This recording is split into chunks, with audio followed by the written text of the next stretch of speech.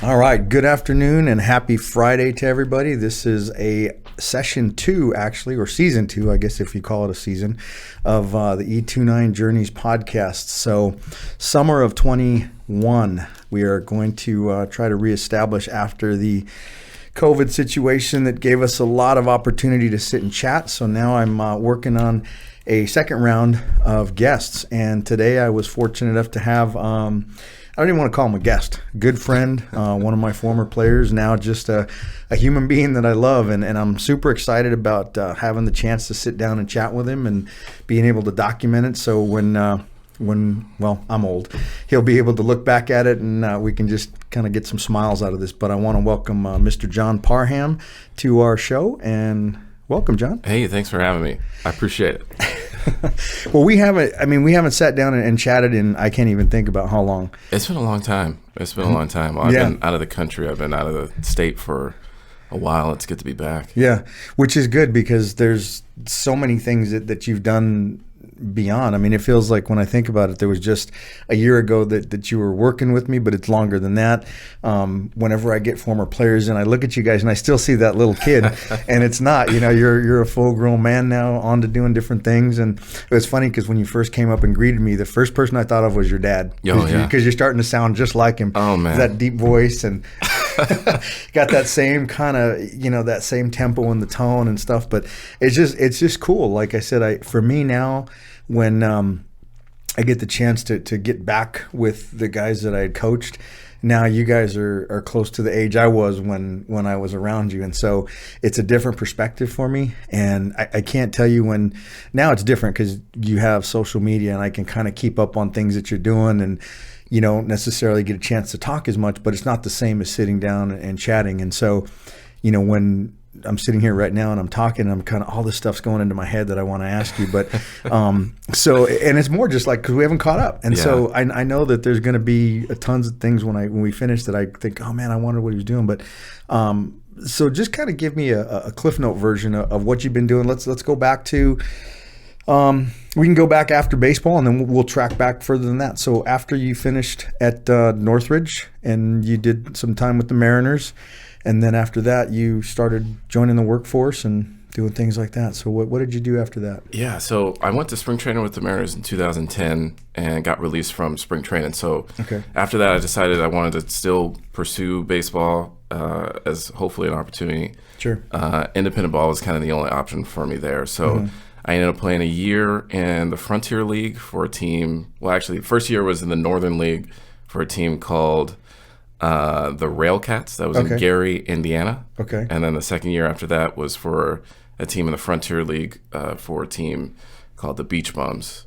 And so after that second year, that was kind of when I decided I was going to hang them up and come on home. So, a tougher transition. It was 2011 at that time, and I basically came home back to Rialto, living with my parents at that time. And within a month, I had a job working at Enterprise Rental Car, the company that picks you up. That was my go-to. So it was just a heck of a transition. In September of that year, I was still playing baseball, and by October, I was had a suit on and I was picking people up in rental cars, which is a transition, to say the least. But I think I was just hungry to try to find something, a new passion, or to get myself established. And I was just looking for opportunities. That was the first opportunity that kind of came my way, was working for Enterprise. I was there for about 9 months. Then the next opportunity that came for me was to work at a private junior college as an admissions advisor. That was kind of another kind of random step, but kind of a step what I felt in a direction to try to get myself established after the game of baseball. But I don't know, one of the things that stood out to me was when I got released from the Mariners, like I remember that day very vividly. I remember getting to the airport that day. I had my bag. They let me keep all my gear and everything. It was very nice. I still have it at my parents' house. Good, but I remember getting to the airport, and I had my hair cut low just like I always do. Yeah. And when they were checking me in, they asked if I was in the military or not.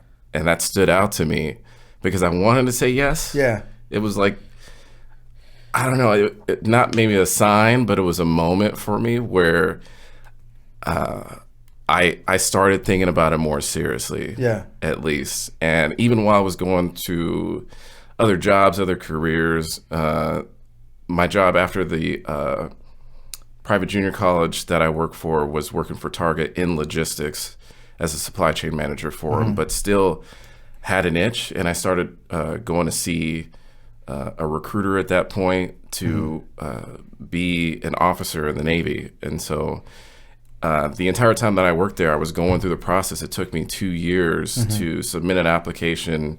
I got turned down the first time and still wanted to try one more time. By that point, I was getting old by Navy standards. Right. So it wasn't until I was 27 that I got accepted, and I left that job at Target to become, so I was a logistics supervisor for Target, and then I transitioned to the Navy to be a supply corps officer.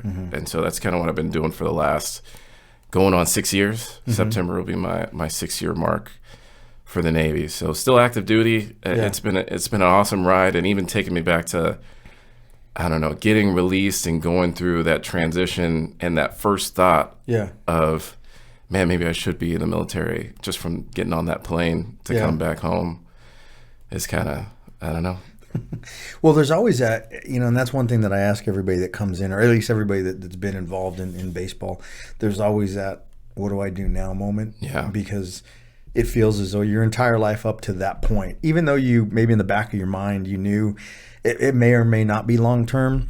Even the best careers, maybe you're done at 32. Yeah. And that's a great career. If you've played from age 21 to 32, that's a long time for any kind of athletics. And then there's that moment where you're out, now what do I do? And almost trying to become a real person.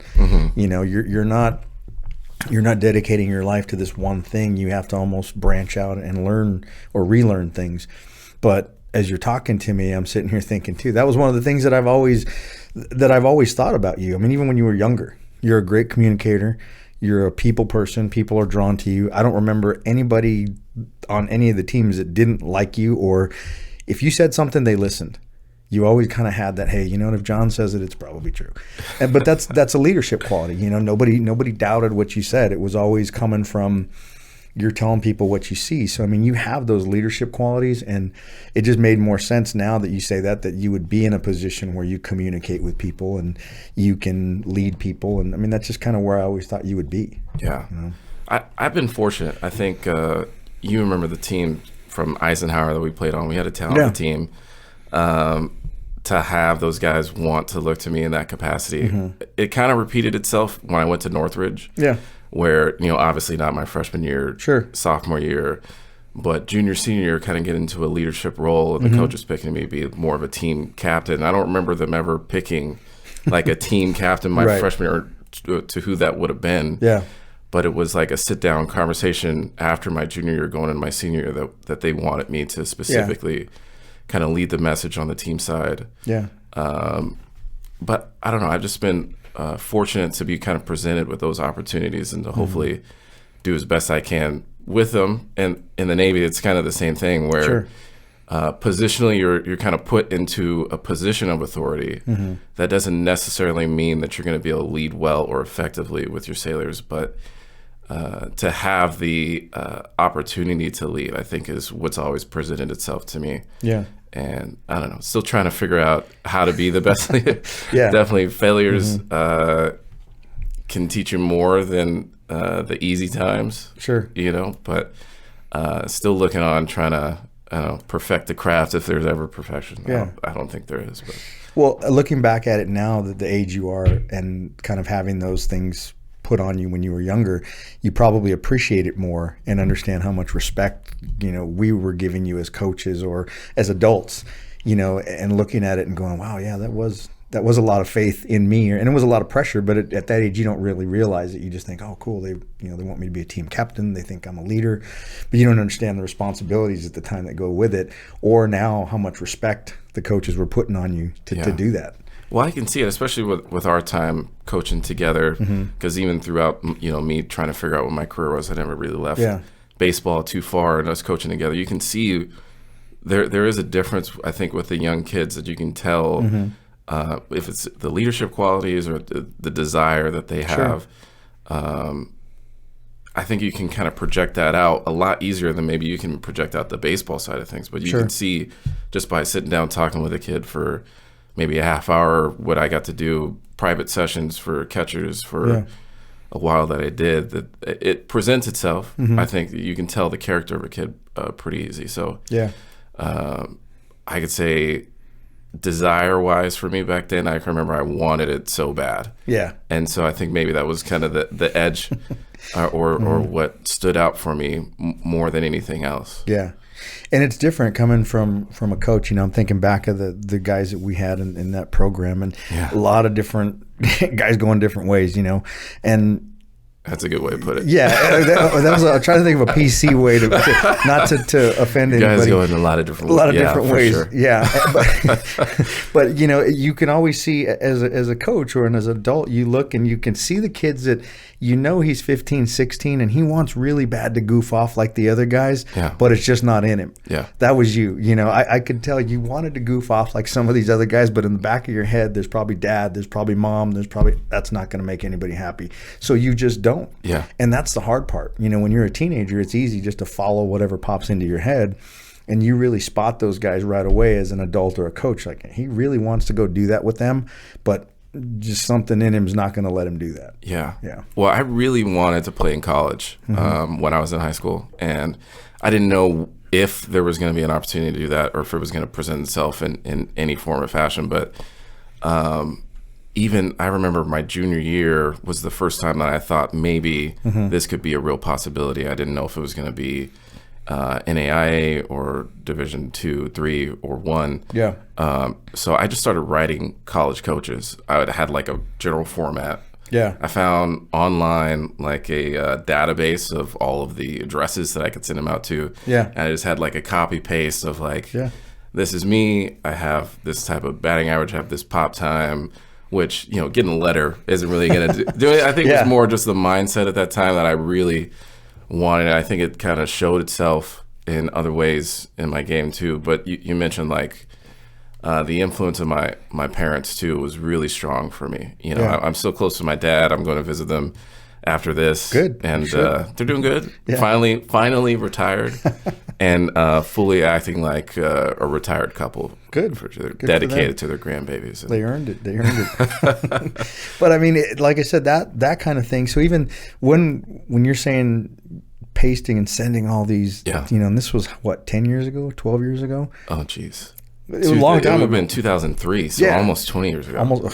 So, but I mean, now, I tell kids that now, be proactive, even if it may not go anywhere, but at least you're making an effort in the decision. And like I said, now you can pretty much visit any campus in the country and never leave your computer. Yeah.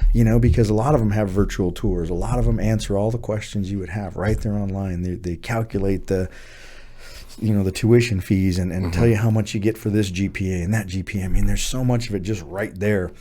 And, even the reason I asked for how long ago that was is, for you to even be able to take advantage of it back then, it's even easier now. Yeah. And you'd be surprised how many kids with all the knowledge of 10 years and all the understanding of how you can go about contacting coaches, they still don't use it. Yeah. And that amazes me.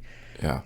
So that tells you how much more assertive you were and how much you wanted to take control of your future, which is great. Yeah. Yeah. I would say another aspect of that too was just building relationships. I think of any progress that I've had in my playing career and currently with the Navy, it's been the most important thing to build relationships. I didn't even know the story of how I made it to Northridge until many years later of me having conversations with Curtanian, my catching coach, and the guy that ended up recruiting me, and it was you. Yeah. You were the first person to have that conversation with him. Yeah. And he told me about that years. I don't even know if we've ever talked about that specifically, but that was the reason your conversation with them. They were looking for a catcher. Yeah. And after that, they ended up inviting me out to the camp, and that was where they offered me the scholarship. Yeah. So, but in the theme of my life, if it weren't for that connection that we had, I think part of it might have been ability, but part of it might have been just, I don't know, desire, I wasn't messing up in other areas, and I was good with the school stuff. And well, it's interesting that you'd mentioned that, because I was thinking when you were talking about back to the emails, sending them out, that's actually how I met Mark. Okay. Mark was actually one, other than local guys, Mark was actually one of the coaches outside of our area that I started a relationship with. And he asked me one time, we're sitting talking, he says, how did you decide to contact me? I go, honestly, I just started going through all the colleges in the area. Yeah. And I said, I look at all the, the bios, and I said, you look like you had the kindest face. like you wouldn't just delete my email. And he laughs, and I go, and I was right, because here we are 20 years later, and we still communicate and get along. And I said, the thing is that I'm looking for a place where there's people that I trust with guys that I care about. And I said, not that any of these other faces don't. I said, but just sometimes you get a vibe with somebody. And I said, you look through the faces, and it's funny because it's just a picture, but you read the bio and you look at it. And I said, so I sent the email to him just saying I've got players in the area and who I am and what I do. And I don't know if I'm remembering it exactly right, but I remember you and I had a conversation. You'd gone to a CBU camp. Yeah. Sorry, Gary. But you came back and you said, hey, coach, they offered me such and such. And I said, yeah, but that school's, was compared to the price of you going there, it wasn't a really good offer. Yeah. Financially. It's a great school. They weren't Division I at the time. I want to say they were still NAIA. NAIA, yeah. And so it was going to cost you a lot of money. And I remember thinking, hold on, let me try Mark. And my thing to Mark wasn't really your ability, it was your personality. Because I figured with Mark and the conversation I'd had and your personality, it would mesh. Because you both have that same, he's not a yeller, he's not a screamer, you're a hyper intelligent guy. Most of our coaching was conversations. What I remember about you is we're trying to transition you to catching. Yeah. And I was going to tell you this later, but you're still probably one of the best natural athletes that I've ever coached. So the conversations we had to make you a catcher and not a third baseman were based on that. I'm like, this is probably one of the smartest guys on our team. Athletically, he can do the job. Yeah. This is the guy that I would rather tell, this is what we want to do, and trust you to go out and do it as a catcher. Yeah. Whether your catching skills weren't where they needed to be, I trusted you between the ears to try to be that coach on the field. And so I talked Clarendon into letting me do that. And I remember sitting there behind that screen at the bullpen, just kind of talking to you on every pitch. It's like, we're trying to fast forward you. We're cramming for this test because we needed you to be the starting catcher. But that's what I told Mark. And I said, this is a guy that you can coach mentally. You can tell him what you need him to do, and he'll figure out a way how to do it physically. Because he's athletic enough, he's smart enough, baseball-wise, position-wise, he doesn't have as much experience for your level, but you can talk him through it, and he'll go out and physically he can be able to do it. And there's not a lot of guys like that. Yeah. They're missing something, but you had both, and you can take communication and you can take instruction and physically turn it into, I don't know if that makes a lot of sense to you, but it's a coach thing. Yeah, absolutely. And, Mark eventually was my catching coach for all 4 years. Yeah. And that was definitely an evolution of becoming the catcher that I was, capable of. I think we really squeezed that lemon for all that we got every drop that I could get out of that. And a lot of that had to do with my and Mark's relationship. I think you're exactly right. We did mesh well. I see him like a brother now. Especially it's fun to keep up with his career and everything that he's doing now with the Dodgers. I think is awesome. But as far as college and coaching, like I didn't play a lot my first year, but I learned a lot. I didn't redshirt. I think I got maybe 17 at bats that whole year. But I probably learned enough for 350 plus, at bats and innings just from watching and really trying to soak it up and sitting next to my catching coach and having some good juniors and seniors that I could really learn and absorb with. I think the World of the Big West, one of the best conferences in California, I think.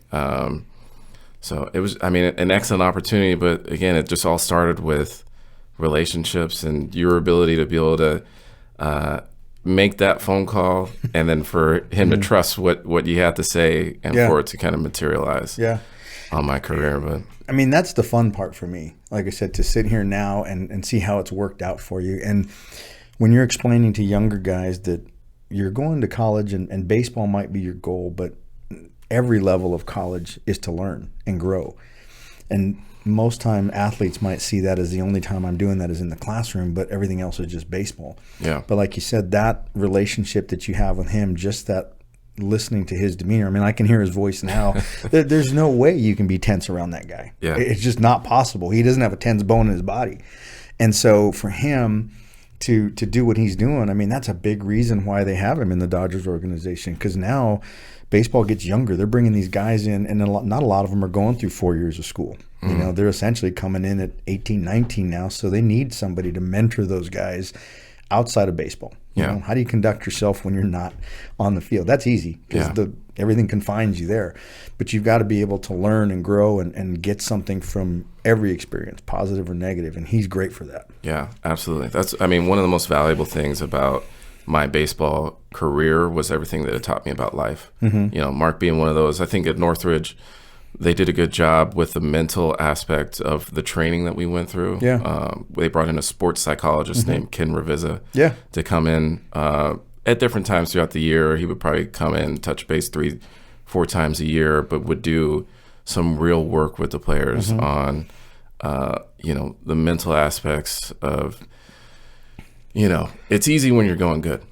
But you're only really going good, feeling good, maybe 10-15% of the time. But what are the aspects that you can do when you're not feeling good, which is the majority of the time, to get yourself in the right mindset, the framework that you need to be in to be successful? So he has a great book, Heads Up Baseball. It was one of the first things that we read, and then would follow up with in-person sessions. We would do everything from like visualization exercises before games, and a lot of the stuff is stuff I've carried over to me. Like I remember going to my first job interview ever, and then doing one of these visualization exercises, trying to calm myself down before I go in there. And I bombed that interview. It wasn't a great interview, but still the tools and the framework that I needed to be able to be successful, still stuff that I use today. And, you know, I think the great thing about Kurtanian was that he really took those things to heart. I think it has a lot to do with his success now is, you know, he's obviously a great baseball mind, but I think he really believes in the mental aspects of, you know, what make you successful in baseball. I mean, at that level, I think it's really what can set you apart, somebody that's successful from not. He's really unique in that way. And, you know, looking back on how long ago that was now, he was always able to think outside the box. You know, most coaches see the physical part of baseball, the repetitions, the hitting, the fielding, all that stuff. But he was able to see that there's still another connection to that. And like you said, you know, you can do everything physically right, but when things aren't working, it goes back to between the ears. Absolutely. How do you connect those again when you feel disconnected? And I think that's what's made him so unique in just anything in baseball, because he can transition to, I don't even think position is fair to him, because he can do anything hitting wise, mentally. He can do catching, pitching, mentally. I mean, it's just, he would probably be really well on that side, like Ken Ravizza, just going and talking to guys and explaining to them how much where you are here is going to affect, you know, anything, sports, golf, tennis. I mean, there's so many guys that are doing that now that weren't doing that 20 years ago. Yeah, absolutely. I think, you know, high school to Division I to professional baseball, the ability is there. You see, like, I remember the only spring training that I got to go to, it's unbelievable. People coming from all over the world with this high skill set, high ability. So I think when they say baseball is a mental game, that's what they mean, that the level brings itself a certain caliber of athlete, that pretty much you look on a minor league baseball field, a major league baseball field, or any one Division I program across the country, there are quality players that are there that all have the potential and the ability to succeed. But those mental aspects, those mental tools, and the most encouraging thing for me is that you can build them. And that I don't think I went there with strong ability mentally, at least to be able to get myself back on track when things weren't going well. But I don't know, it was a grind, and through work to really be able to dive deep on certain aspects, and because every player is a little bit different on where your triggers are, what needs to get you back to center to where you're going good again. But like I said, I mean, those are all things that I'm continuing to learn now, sure. Not on a baseball field anymore, but to be able to figure out how do I get the most out of myself mentally. Well, looking back on that, it's almost unfair to criticize yourself for not being at that level. And, you and I know there's a player that I'm thinking of that was drafted from that group that you were there at Eisenhower. Yep. And my conversation with Clarendon was that he's not ready. Yeah. He's going to come back. Just because of the way he conducted himself at practice, just because of the way he kind of carried himself. And you had an experience now being on both ends, because when you're in college, it's a different environment. Your coaches are there to essentially be uncles and caretakers and help mentor you through that. When you cross that line into professional and that check comes, those guys, they might be 5 years older than you, but they're not there to big brother you. Absolutely. Your competition. You're keeping me from making money. And a lot of guys don't see it that way as helping. Hey, if I help you, it might help me. And they don't look at it that way. It's more cutthroat. And you're not going to get a lot of that opportunity. So if you're not already mentally strong, it's going to be even tougher.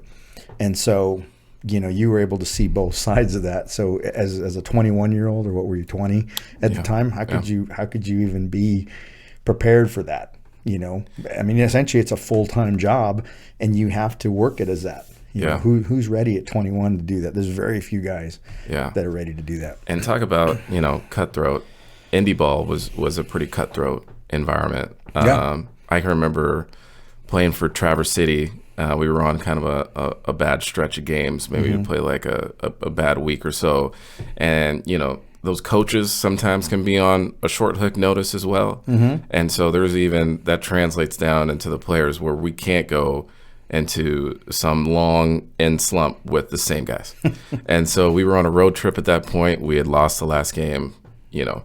We're doing our laundry, you get on the bus, you got to drive through the night, we're going back home. And as soon as we pull back into our home stadium, there's 10 new guys out there that are waiting with bags. Right. And people are getting off the bus, getting called into the manager's office one at a time. And we basically played that night with a third of a new team. So you talk about the mental grind, the mental aspects of watching that happen and being a part of it. You really have to keep yourself mentally ready during the games. You have to keep yourself, as not distracted as you possibly can from everything else going around you. But some of the funnest years I've had also, I mean, wasn't all bad, but I would say getting to travel, getting to see a lot of the country. I was a California kid. Sure. And had only left California with traveling with Northridge at that point, but never got to live in a Gary, Indiana, or a Michigan, which would have never thought of it. Exactly. Gary, Indiana is a place. It's different to see. It's not Rialto. Have you ever been? I've been through Indiana a couple times. That's the best way to do it. Yeah, through there as a stop, and it's hard to explain to people where. And again, you and I have similar backgrounds. It's like I tell people, I'm so thankful now of where I grew up. Yeah. Because as small of a town it is, we were so diverse. Absolutely. There was so many different kinds of cultures. And, you have the same friends that I have. And a lot of them are, you had Hispanic, you had Caucasian, you had Asian. We had a mix. Absolutely. And there was so many from different, you had upper income, lower income, middle income. And so I feel like I was more prepared for growing up there to travel around than others. But I still saw some things that shocked me going to other states. I'm like, wow, you guys still really? Yeah, that's the biggest. That was the biggest difference for me was that growing up here is kind of like its own bubble. Yeah. Where you get outside of that and it's different. Even though I think we kind of live up to a lot of values in a Rialto of a melting pot. And having I like growing up with friends from every different type of background, friends from even Singapore, or like all over the world, was just normal. And then going to like the military's taking me all over the country as well, living in like a Mississippi, or I've lived in the Northeast and the Northwest. I mean, I've gotten to see a lot of the country. Yeah. And I'm back in California for a reason. This is where not only my family is, but it's where I always kind of saw myself eventually ending up. for a lot of those reasons. But yeah, you know what? I have a lot of friends that have moved out of the state too, but I can tell you, for as hard as it is to live here financially, you know, and everything that's going on, I couldn't live anywhere else. Yeah. You know, I would rather struggle here than prosper somewhere else. I tell people, and they look at me like, well, why? I'm like, it's still home.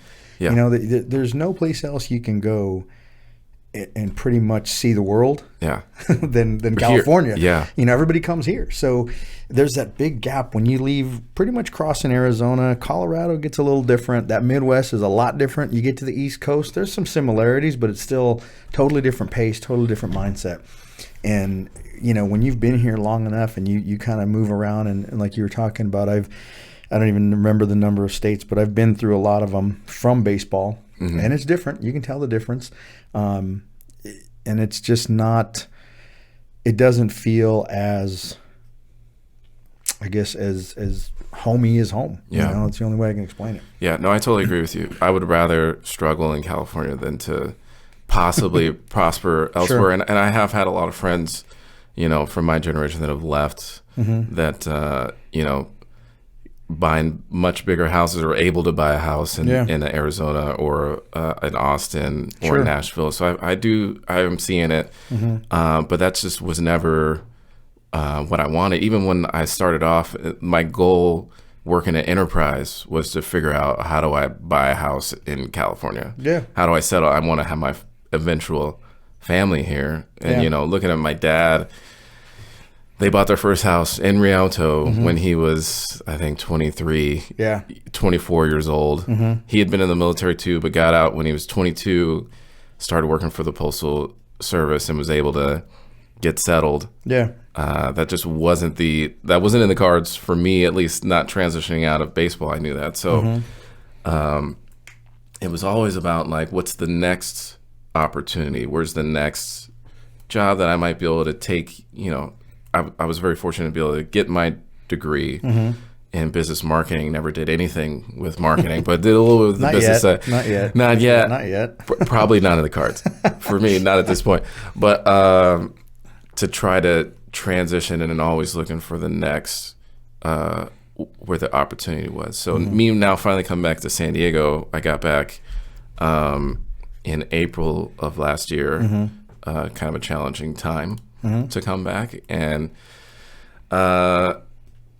it took me, I think, 7-8 months and multiple offers, well over asking, but finally bought my first house, a little duplex in National City. So step by step, you know, like you said, I'd rather figure it out here and figure out how to make California work. But I kind of, well, and you've seen more of the world than I have, but I kind of feel like California and Miami are hubs. Yeah. Kind of like Phoenix is, from, you know, LA to Phoenix to wherever. But I feel like you can get anywhere in the world from LA or Miami. Yeah. And we're one of the hubs for not just the country, but for the world. So I don't really think there's too many places where, you know, you can be if you want to commute, or if you want to see the world, or you want diversity of environment or climate, or, I mean, it's just great. And I mean, I envy that part, because San Diego's probably on my top where I would want to move. Hey, come on down. And it's come on. I'm literally trying to convince as many people as I can to move. It's easier to bring your existing friends and family to your hub, than to make new friends. You know? It is. I got enough friends. It is. That's got to be a Rialto thing. All my friends I've had them for 30 years, 40 years. And, you know, from 4. But I'm pretty excited. We're going next week or the week after, I'm not sure, up to Seattle. Cool. My wife's niece is graduating, and she's coming to USD. Oh, cool. So we'll be down there. We'll be her extended family for a while. Her dad's the coach at Seattle University. Oh, nice. So they do a lot of commuting. And we had hoped before, when things turned over, maybe he would apply for something, because he's from Bakersfield. Okay. And so he applied for that job, and he didn't get it. And then when they reopened, I want to say he's probably going on maybe 12 or 15 years at Seattle now. But that's home to them. And, you know, now that their kids are both graduated, and you kind of start following, you know, maybe something will open up down here where they can come down, and, you know, she'll be there for 4 years. So I told her, I go, well, that's great, because we're down there all the time for Padre games and you know, during normal times. But I'm hoping we can get down there a lot more. You know, I'd love to be able to. I'd been looking at condos down there, And it was probably a couple months ago I started, and I was telling my wife, I go, man, there's some for like 204, 244, whatever. And then once I get on that Zillow or whatever it is, man, my phone's dinging all the time. Sold. Yeah. I need to call Ryan and have him start doing some purchases down here. Man. Yeah. They say the best time to plant a tree was 20 years ago. Yeah. The best time to buy a house in San Diego was 20 years ago or last week, whichever you can get in. Yeah, it's tough. But I mean, in Rialto, my parents, how old Mom and Dad? 30 years exactly older than me. So my dad is getting ready to be 64 this year. Oh, wow. So they're only like 10 years older than me. Yeah. So I'll say uncle right now. But so my parents are in their 70s, so they're 10 years older than them. So when they bought their house in Rialto, $18,000. Oh, wow. That's crazy. Could you imagine that? My parents, it was, I think, $74,000 they paid for even their that's first a big house. jump. Even that. Yeah. And you look at it now. Yeah. But I don't know. It's interesting. I think when I talk to a lot of folks of my generation, there is the struggle there to settle down. And I most of my friends, like you said, friends for 30 years, but baseball kind of brought to me most of my best friends, most of the people that I are closer with. The Navy definitely has opened that up for me a lot, and a lot of great people I've gotten to meet. But it's been awesome to see the transitions for everybody, what everybody's doing now, but the drive, the desire to get settled, to be somewhere and to build something is kind of what I'm seeing the drive of the 30s is for a lot of my friends right now. And it's cool because some of them are really successful in what they're doing. Not everybody, but some of them, I mean, it's kind of a split. So it's been interesting to see the career progression because of the paths you go everywhere. It can be. I still have some friends they're very passionate, very involved with the game of baseball, but then I have friends that are doing a lot of random stuff all across the board. So I don't know. It's just fun to watch the evolution of people's lives and careers. And well, it's interesting that when I made the comment about business, I've been with the school district now for, I don't know how long, it's been a while, but I go back and forth with a lot of the teachers, and I tell them that I've kind of felt like when my generation was going through school, we kind of had 5 choices. You go to college for business, for this, for this, for this. If you didn't fit in one of those 5, tough, pick one, suck it up for 50 years, get your watch and go. Now I kind of feel like we're doing the kids a disservice by putting them in these different avenues. I mean, there's so many things now. I mean, there's guys making millions of dollars on YouTube falling over skateboards and things. I mean, so how can I sit here and tell you this is the only way to go? And you just said right now you have your degree in business and you're not even using it. So, but I'm thinking a smart guy like you, something that you've done, people that you've known, something's going to click and you're going to go, hey, if I could probably do this and do that. And like I was telling you, I see all the components in you that I tell people those things are never going to go away. Your ability to get people to follow you, not in a bad way, but in a good way, and lead and communicate. I don't see those things ever going away, no matter how automated we get, no matter how, I don't see, at least in my lifetime, I don't see a time where the military is ever going to be all automated. It's still going to be people and people. And, with that being that your experience too, you've probably seen a lot of different personalities and characters, and you need someone to kind of herd those guys together and send them in a direction. So I think people that have those qualities are going to find something eventually out of the mainstream, because there's too many things opening up to create money or to create a lifestyle for yourself. So I think that, now there's just so many avenues if people just kind of have that, not necessarily drive, but maybe the courage to just jump out a little bit different lane.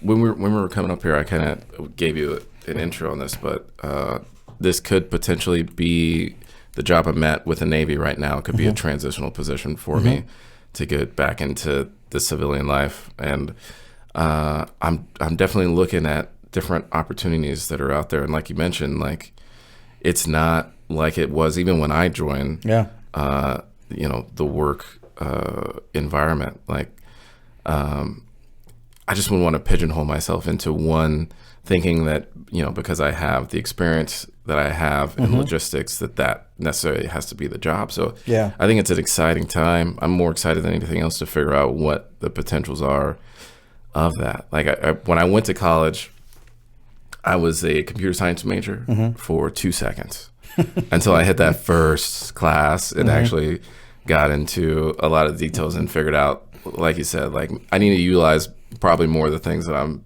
better at. Yeah. It's dealing with people, making connections, and business made a lot of sense to me. So nothing set in stone right now, but I'm excited about maybe what the next 2-3 years look like. Good.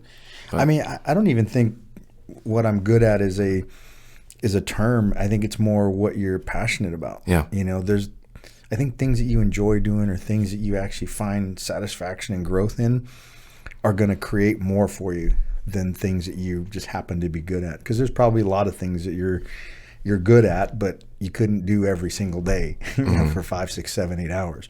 You just enjoy it as a break, or, you know, I'll do it every once in a while, and I don't hate doing it. Yeah. But what would I want to do every day, or what kind of things do I really enjoy doing, or what makes me constantly think and be creative, I think is something that most people should kind of focus on. Did you know it was E29 baseball for you initially? Like, when did you know that was going to be? Interesting question. I didn't know when I left. It just didn't really happen to be anything that. So the funny story how it started was when I was at Rancho, we didn't have, we had this outdoor cage, and we're right behind Lake Paris. So I'd get out there and there'd be mountain lion paw prints on the on the mud, and I gotta get out of here. I knew you didn't want to be there when it was dark. Yeah, and then you'd go out and there's these like spines and skulls from rabbits and things that got trapped in there, and so the cage was always getting eaten up. And we had parents that were construction oriented, so they would they wanted to, but the school district wouldn't let us. So I thought, well, this isn't going to work because we need lights, and I need these guys to hit more if they want to. So, we fundraised, and we actually found a facility there in Riverside. And I called the guy and I said, hey, this is the situation. Can we rent your cages every Tuesday and Thursday? Because we were playing Wednesday, Friday at the time. So I said, I want these guys to hit. And I actually learned this from my coach at Eisenhower, Longsworth. I just told the guy, here's my roster. As they come in, if you could just have them check it off.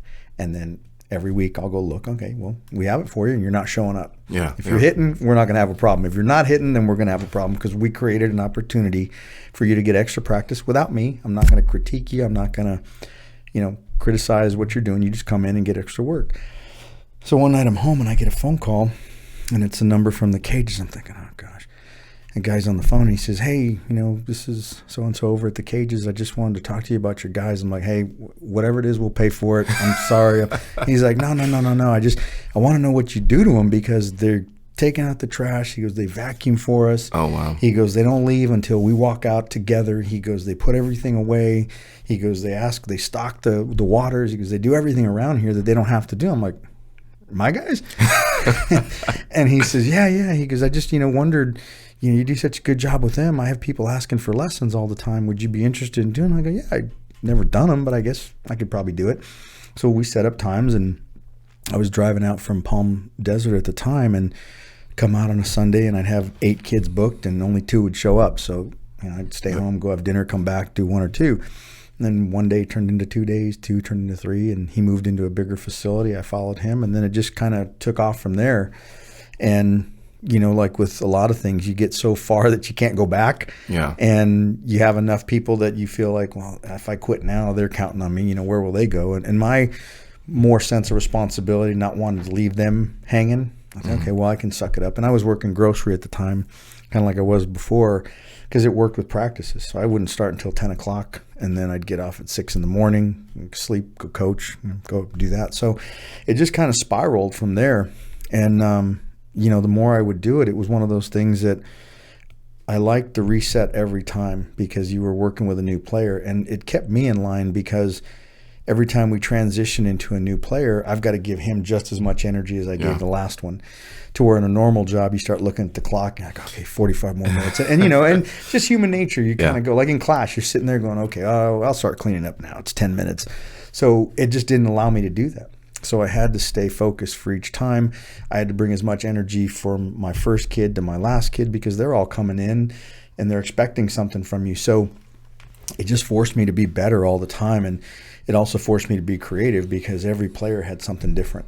And every player communicates different or understands different, and you're talking to one and, I may have a player that I can just talk to and explain it and he can do it. Yeah. I have one that has no concept of physical, so everyone's different. So there's always like a new situation that you had to try to overcome or try to figure out a way to communicate with that player best. So it was always challenging. And that part of it I liked, and then I started to figure out it wasn't going to work for me going and doing the same thing every day, kind of that mundane job where there's no carrot. It's just, you do this every day, this is what we'll give you. Yeah. And I didn't really realize it till you get so far in where it's like, okay, well, how do I make this better? How do I turn this into a situation where I can create my own schedule? I can bring in more people. And I started to think, well, there's other guys like me that never really wanted to leave baseball, but once they stop paying you to do it, kind of hard to keep doing it. And coaching wasn't always the same because, like you said, when we talked before, you don't really control the kids that come in. Yeah. Every now and then you get some good ones. Like there's probably 10 or 12 of you guys that I still communicate with more because you got it. You understood it. You took what I was trying to give you guys and you wanted to use it and be better. And then there's a lot of them that were just there because no one's home at 3:30 and my bus doesn't come till 4, all different reasons. So it's always fun to work with the kids that want to learn and want to grow. That's what would kind of feed me. So it just gave me that opportunity to do it every day. Yeah. Absolutely. No, I think even you bring up like the beginning, the first guys that you had going in the cage. I think that's definitely a reflection of you and the culture that you've always been able to build and to foster. Like that really stood out to me when I was coaching for you and I was driving out and I was doing catching lessons on Mondays. The caliber of kids, the caliber of the culture that was there automatically. And I think that definitely spawned from you. I mean, you are the founder of E29. And I think that was the big thing that stood out to me was I just had fun going there. It made it a lot easier on me as a coach that, those kids were attentive, that they really wanted to learn and to get better. And I think that's contagious across the board. And it made it a lot, I don't know, easier for me to convey. And like you said, it can be demanding from the coach's side because you do have to bring it, but it makes it so much easier when you have kids there that really want to soak it up. So I don't know. I think I've seen it across the board now on, the culture of teams to the culture in a workplace environment. And when the culture isn't there, everything else suffers. The connections, the work, the end products. And I think you started at the ground level with fostering a good culture with the kids that you had. And I remember we talked about this while I was still coaching that you were very selective on who you brought around the kids, on the coaches that you brought around. And a lot of the coaches you had known for, like at that time, we knew each other for 15 plus 20 years. And you knew me from the time I was a kid till now. You cared enough about your product and your culture to really foster a good environment. I think that's the reflection, I think, automatically of why you've been so successful.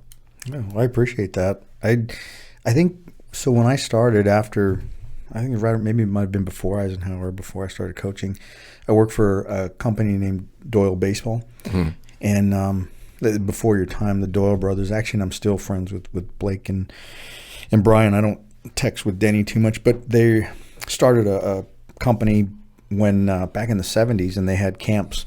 And so when I first started, they put out this flyer. It was in the old Baseball America.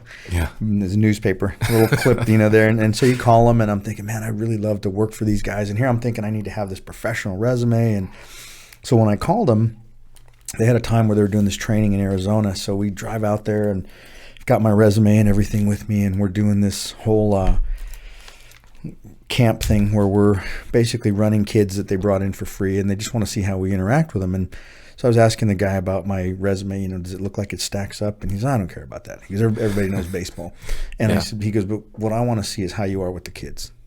He said, because when you get these kids coming in, and I think this applies to everything, you don't know what kind of home life they have. You don't know what kind of day they had. You don't know what their interaction is with mom and dad. And he says, not all these kids have the opportunity to go home to a solid home. Not all these kids come in. So we want to provide that place where they can look up to adults and have it be a positive experience. And I thought, and I kept trying to push the baseball thing back. He said, no. He goes, we can teach you that. We have manuals that you can study and learn. And even if you don't know baseball, he goes, we just want good people with these guys. And so then I thought about that, and I kind of carried that with me. And I tried to explain to parents now that baseball is why you come, but that's not my goal. I want you to leave here and being able to be a good baseball coach. Mm-hmm. Partly because odds are most of these kids are going to grow up and have families. I want you to treat your son the same way. I don't want you yelling at him because he made an error or being mad because he's not the best player out there, because you're enjoying it. Yeah. My parents didn't do that. Your parents didn't do that. So you want to pass that positive environment onto it, because baseball's not going to last forever.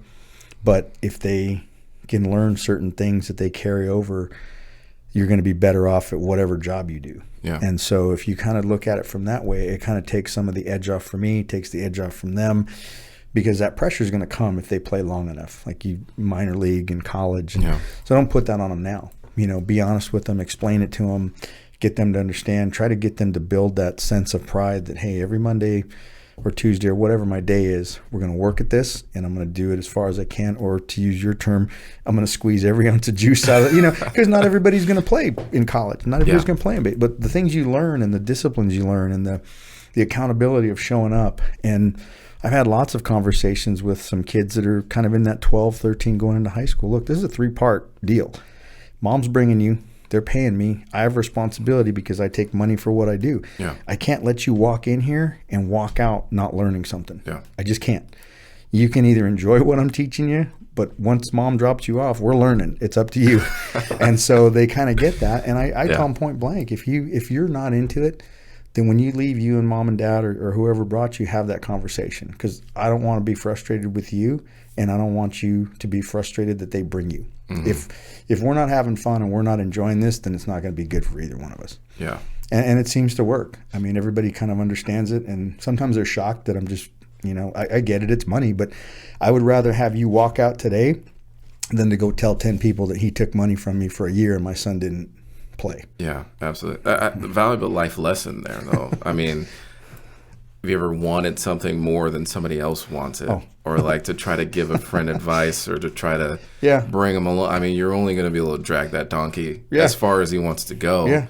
And like I said, the environment of having all the people on a team on the same page, passionate and driving forward, I think it just only adds momentum to everybody else, feeds energy into everybody else. Yeah. And even to have that one guy or gal that's not feeding into that energy, I think it does take away from what everybody else is trying to do to be successful. Yeah. But well, and I look at it now is that I get to work with all of the best kids that I've had in the past. Like it was a joy when you get those guys that wanted to play beyond, that would look at you when you're talking to them, as opposed to the guy that, So I feel like I get that every day now. Yeah. Every kid that comes in there has the same goal. And you start to find out, sometimes dad's got it more or mom's got it more. But the point is, they're bringing them. And so if it's not working, then that's between them. Yeah. A lot of times, and we had guys that for whatever reasons, the parents weren't at the games. Parents weren't there to pick them up. Everyone has different backgrounds. Yeah. And so it's always a lot easier to work with those guys that obviously had the support at home, obviously had the good, background to get them to that place. Yeah. But, that's the element of high school and college too, is that you're not there just to be a baseball coach. And you kind of know that going in. I'm going to have to be, maybe a mentor to some of these guys, or maybe more of a dad or an uncle, because they don't have that at home. So it does kind of make it tough to just focus on baseball. Yeah. So with this, most of these kids, they've got that good support group behind them, and you're just working on that one specific skill, and then you're just trying to teach them little life tidbits on the way. Yeah, absolutely. I think coaching has probably been the thing in my life, though, that's given back to me the most. It's been like one of the most rewarding things that I've ever done. And I've kind of gotten away from it since I've been in the military and been traveling all over the world for the last couple of years.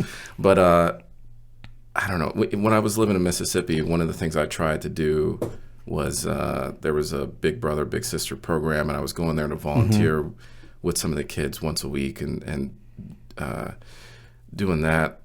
I feel like, I don't know, the way in which for me, I can give back the most and the most impactful way is through coaching and those other forms and those other different ways. Yeah. Because like you said, there's a technical aspect that you're giving to the kids, but at the end of the day, it is like a mentorship, and your ability to impact a kid's life is so much, for me at least, greater through the sport. I'm sure for other people, you use your skill set, whatever you have, to connect. Yeah. And for me, that was one of the ways that I felt easiest to connect, easiest to impact. And, I got to coach in Rialto when I say coach, but when I was still playing baseball in the off seasons, I would come home and I was personal training, I was substitute school teaching, and I was coaching at Eisenhower. And I totally agree with what you're saying. I saw it with a lot of the kids, all different backgrounds, but what I don't know, I almost feel like it's more impactful when you can really connect with a kid that needs it. Yeah. That is seeking for a lot of that connection, and a lot of the details are in the technical aspect of things, but in the way you convey and the way you connect with the kids, the way that you're there for them. Yeah. I think it means so much more. And I think for you too, I mean, me as well. I mean, I'm not going to say that I didn't have a great upbringing, but even if you really appreciate your family structure and your parents, when you get around that type of situation, you can't help but step back and go, man, it was really great to have the upbringing that I had. Yeah. It was really great to have that foundation in the background. And so I think for that, it is good because there's a lot of different ways to connect. If you have teachers, if I'm a math teacher, math is my avenue to connect with the kids that want to be math teachers down the road. Baseball just is a broader spectrum because most kids, not as much now as 20, 30 years ago, but most kids know what baseball is. Most kids have tried it. And it's just trying to get them to find something about it that they enjoy, that they want to keep coming back. And so if you can be that connection for them, and it could be football, basketball, whatever it is, my goal a lot of times when I'm in those situations is just try to get them to find that spark so they keep coming back. And I look at it on a bigger piece as like the more kids I can get to love baseball, the longer baseball stays around. Not that it's going to go anywhere, but you need to have those younger kids liking it, watching it, enjoying it like I did, knowing every guy that was playing and what team they played on, and when you were younger. Yeah. Yeah. No, I agree with that. I watched one of your previous podcasts with Nick Theodoro, that name. That guy. Oh man. I can't tell you how much I looked up to that guy when I was a player, because he was in, I think the Dodgers organization when I was at Eisenhower, and one of the things he mentioned was about his kids, and he's not forcing any of them to play, not being overbearing pressure for them in their lives, but if they come to it, if they love it, then it's about fostering that passion and then catching them up on the skill side. I think that's the best approach. Yeah. Because, I love baseball from the moment I saw it. I was 4 years old, or so the story's told to me, and I saw it on, I don't have the memory of it, but watching it on TV, and I just said, that's what I want to do. Yeah. And I never played any other sport. I probably should have, but never played any other sport, and it was always a passion and made the grind worth it. Every grind of every season or every coach interaction of, like, I would say, having you as a coach in high school was the first time in my career that I ever had the skill set that is required taught to me, I think. I was like more of a raw, never had a coach that was,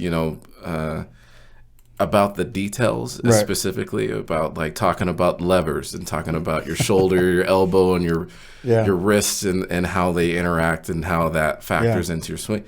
And, a lot of that had to do with just my passion and love for the sport, and I just wanted to soak up every ounce that you could give me there. Well, and that made it fun for me. Yeah.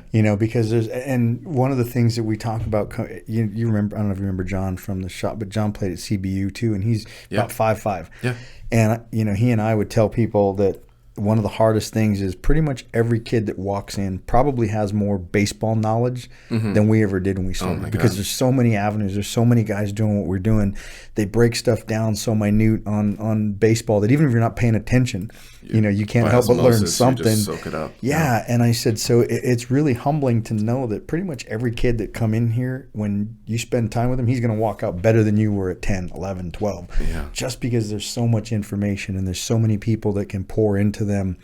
And it's really fun when you see that kind of come out on the other end, that they really grab that and that they want to try to get better at it. And they take a little piece of your information, and then someone down the road, and then someone, like when we talked about Mark earlier, that was one of the things, because I have always tried to tell kids, look, I just want you to get as much from me as you can, so at least you can have a knowledgeable conversation, because sometime I'm going to pass you on to someone that knows more. And you need to be able to communicate what you learned so they can figure out how to take that and add to it.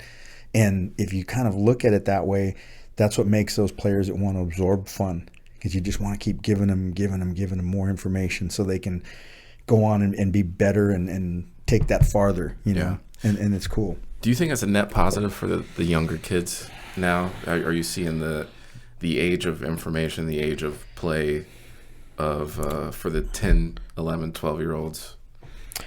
I kind of see a little bit of both. I feel like there's less of a talent pool, only because I feel like the kids are having to choose sooner. Yeah. You mentioned not playing any other sports.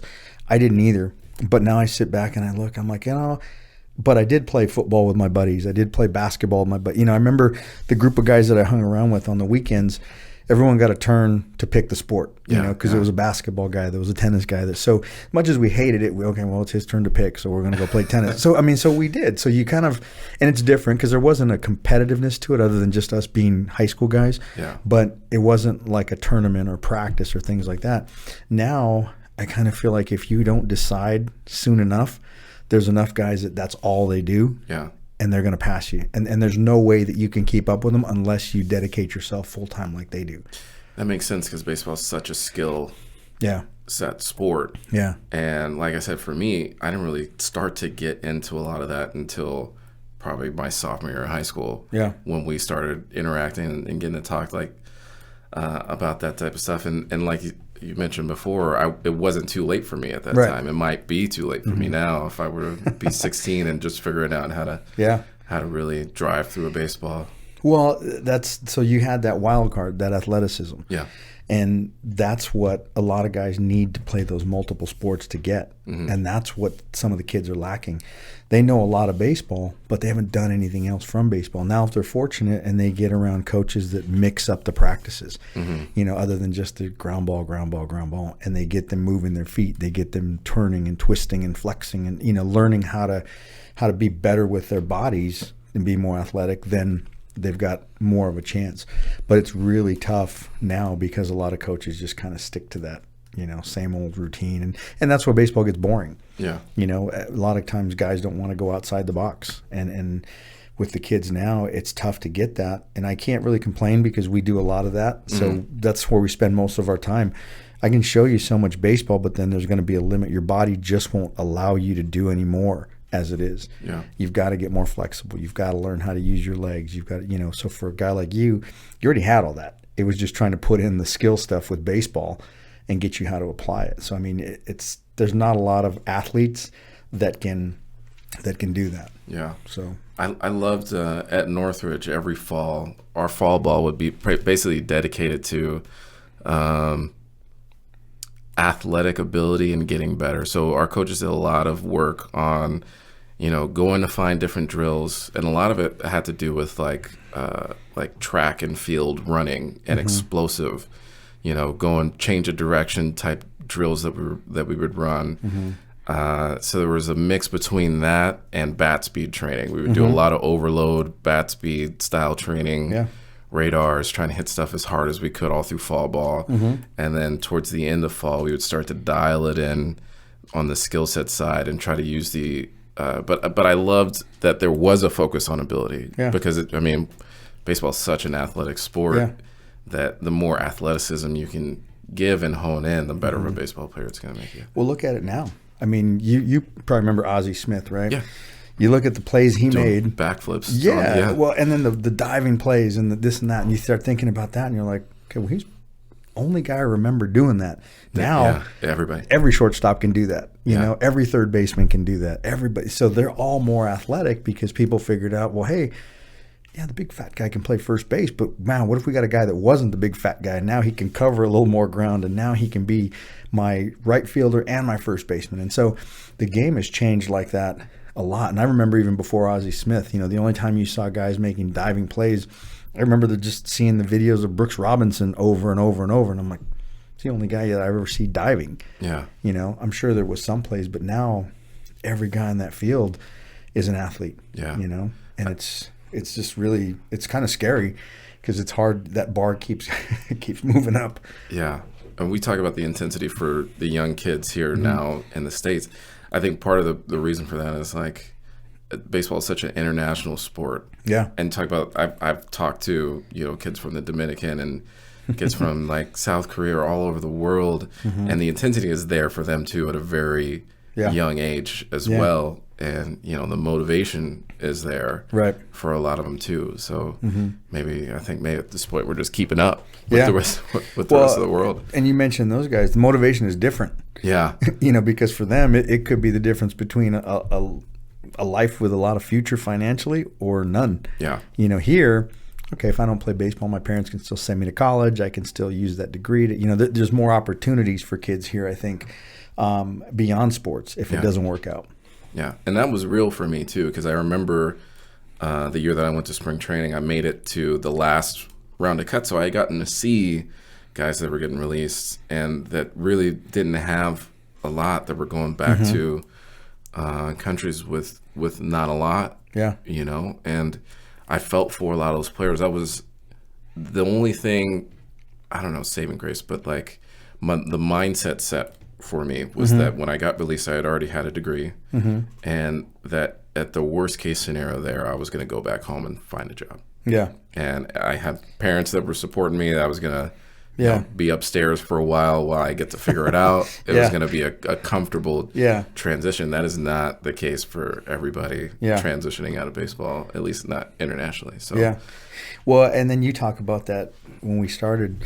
When you got that release, there's that, what am I going to do now? Imagine being in their situation when they get released. That's a different, what am I going to do now?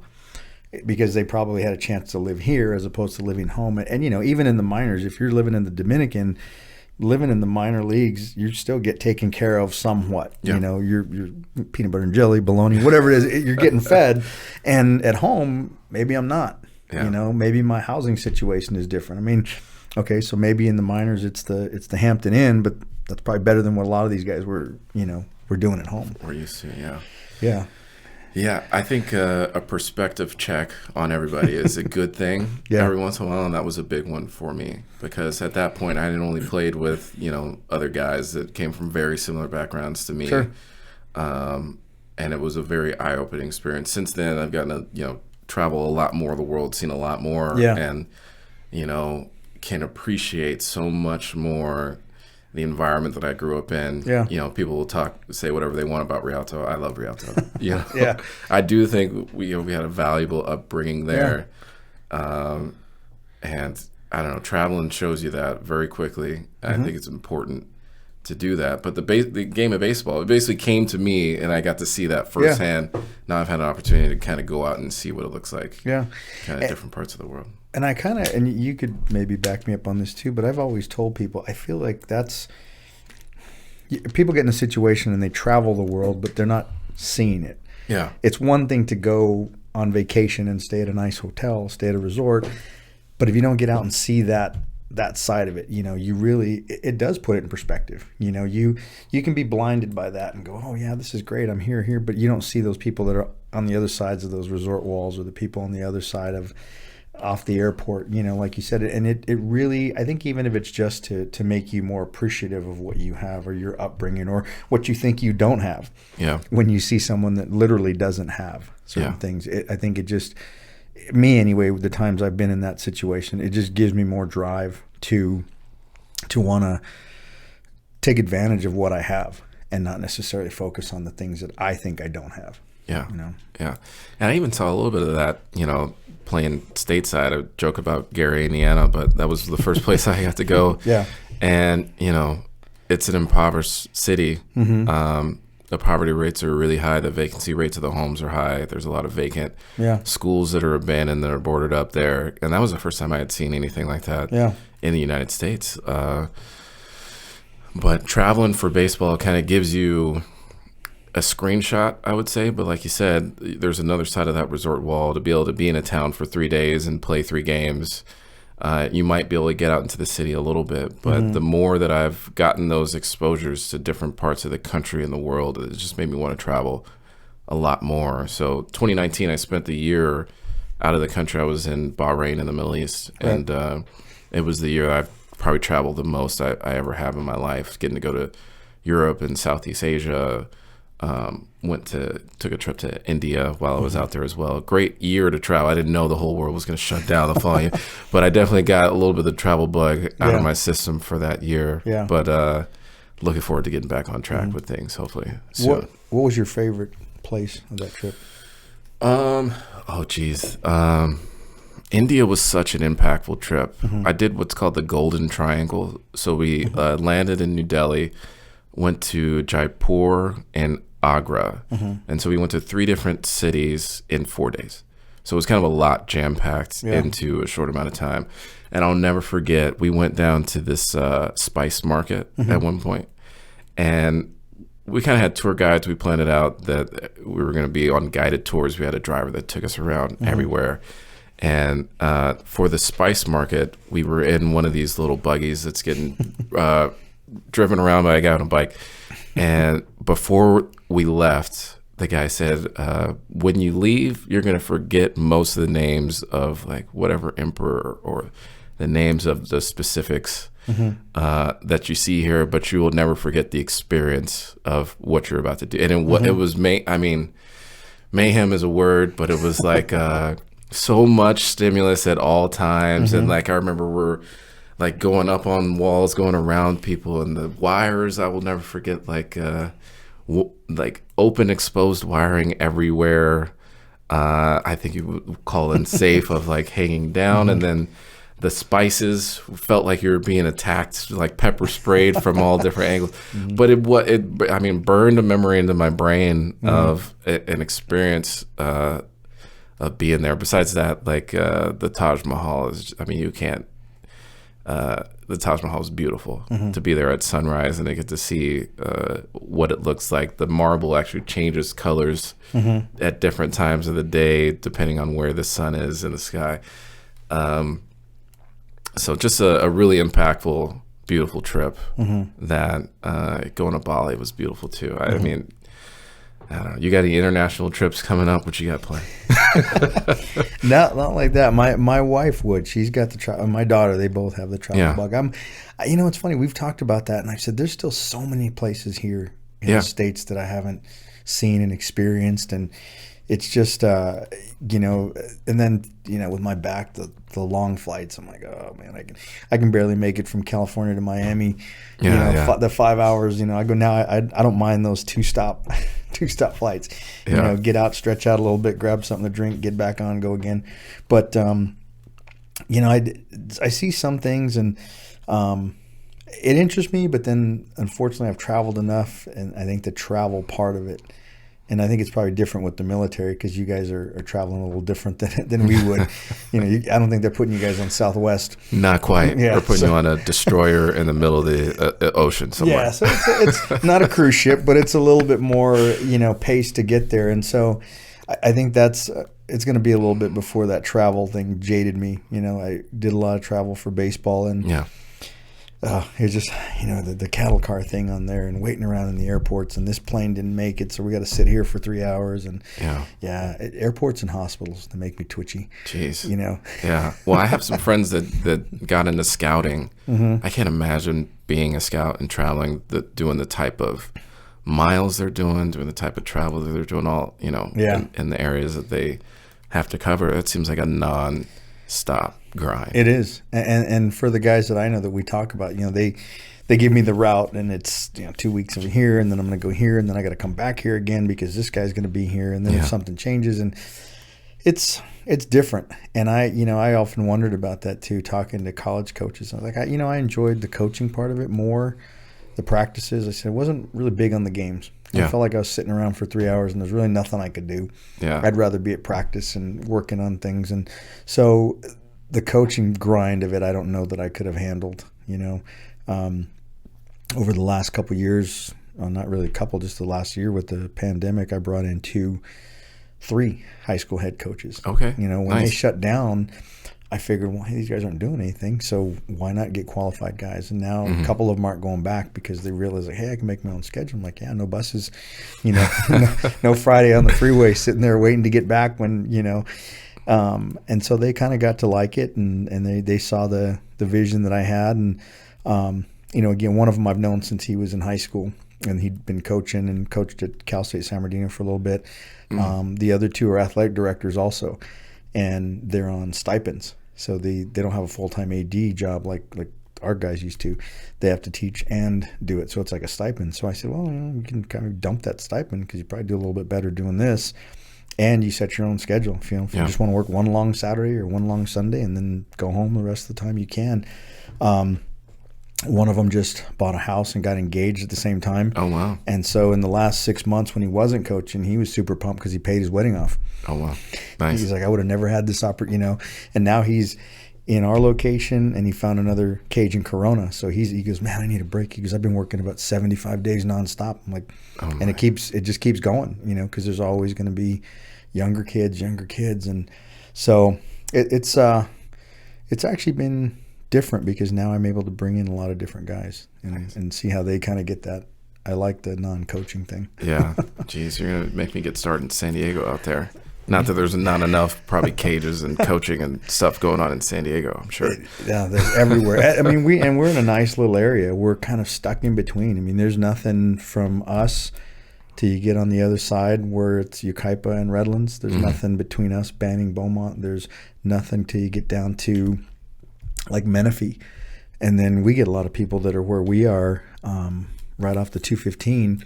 And I think there's a couple over on Indiana by the 91, and our area. That's way down there. Okay, that's fine. Or the other way, I get a lot of kids from Harupa that'll text me and they're like, "Oh, you guys are way over there in Riverside." Okay. Yeah. Everybody's concept of way over there, even though you're in the same town, it's just, and then traffic makes it harder too. But like I said, we have a good little area there, and a lot of kids, and we're surrounded by a lot of leagues and high schools, so it's been good. Yeah. No, that's awesome. Definitely travel for baseball is definitely travel than in the military. Yeah. So the first ship that I was on was a pre-com unit, which means that it's not a commissioned ship, an active ship in the Navy. Yeah. But the building of the ship and the marrying of the crew kind of happens all at the end stage. And so that was why we don't build a lot of ships in places where it's expensive. Right. So that's why in this particular shipyard that we were at was in Pascagoula, Mississippi. I got to spend about 18 months down there. And we, so 18 months in Mississippi, all of the travel in the military is cyclical. And it's all based on the life cycle of the ship. Okay. And based on deployment. So it's always about, you go deploy, then after the deployment, there's a maintenance period to get the ship back up to speed. Then you're preparing for the next deployment, getting the crew up to speed, making sure that everything's running like it should. And then you deploy, and then you kind of just continue that for the life cycle of the whole ship. Wow. But being in Mississippi, being the first crew, the first thing we got to do was to commission the ship. like do the whole bottle breaking ceremony, everything going off. So we went from Mississippi to Charleston, South Carolina. Okay. And then we're there for a week just doing all ribbons and people coming touring the ship and big ceremonies and stuff. And we got to go to, where did we go? Jamaica. We went through the Panama Canal, Manzanillo, Mexico, San Diego, and then up to Everett eventually. So I didn't get to do any international travel on a ship, but, got to see a couple things, I guess. So was it like they showed you in your recruitment? Oh, man. Well, was it what I expected? Not exactly. I think I knew a little bit what to expect about the job, what it was to be a supply corps officer in the Navy, but I didn't know what that life was like going to be on a ship and what that was going to be. But, I mean, similar to baseball in that it's a grind. Yeah. It's a grind. Every day is a grind, a little bit more like a Groundhog's Day of like when you're out to sea, you wake up and you kind of do the same thing again. Yeah. And you have to look forward to like Taco Tuesday, Saturday, wings and pizza night, like more meals that you're looking forward to than anything else. But yeah, it's a grind for sure. But I don't, I really do think that it set me up for the next thing. At the very least, I'll be able to get my MBA paid for. Yeah. That's probably what the next couple of steps is going to look like. But we'll see. Like I said, I'm excited about what the next kind of 3-4 years looks like. Yeah, it's interesting now looking back on it and you talk about how long you've been in. Yeah.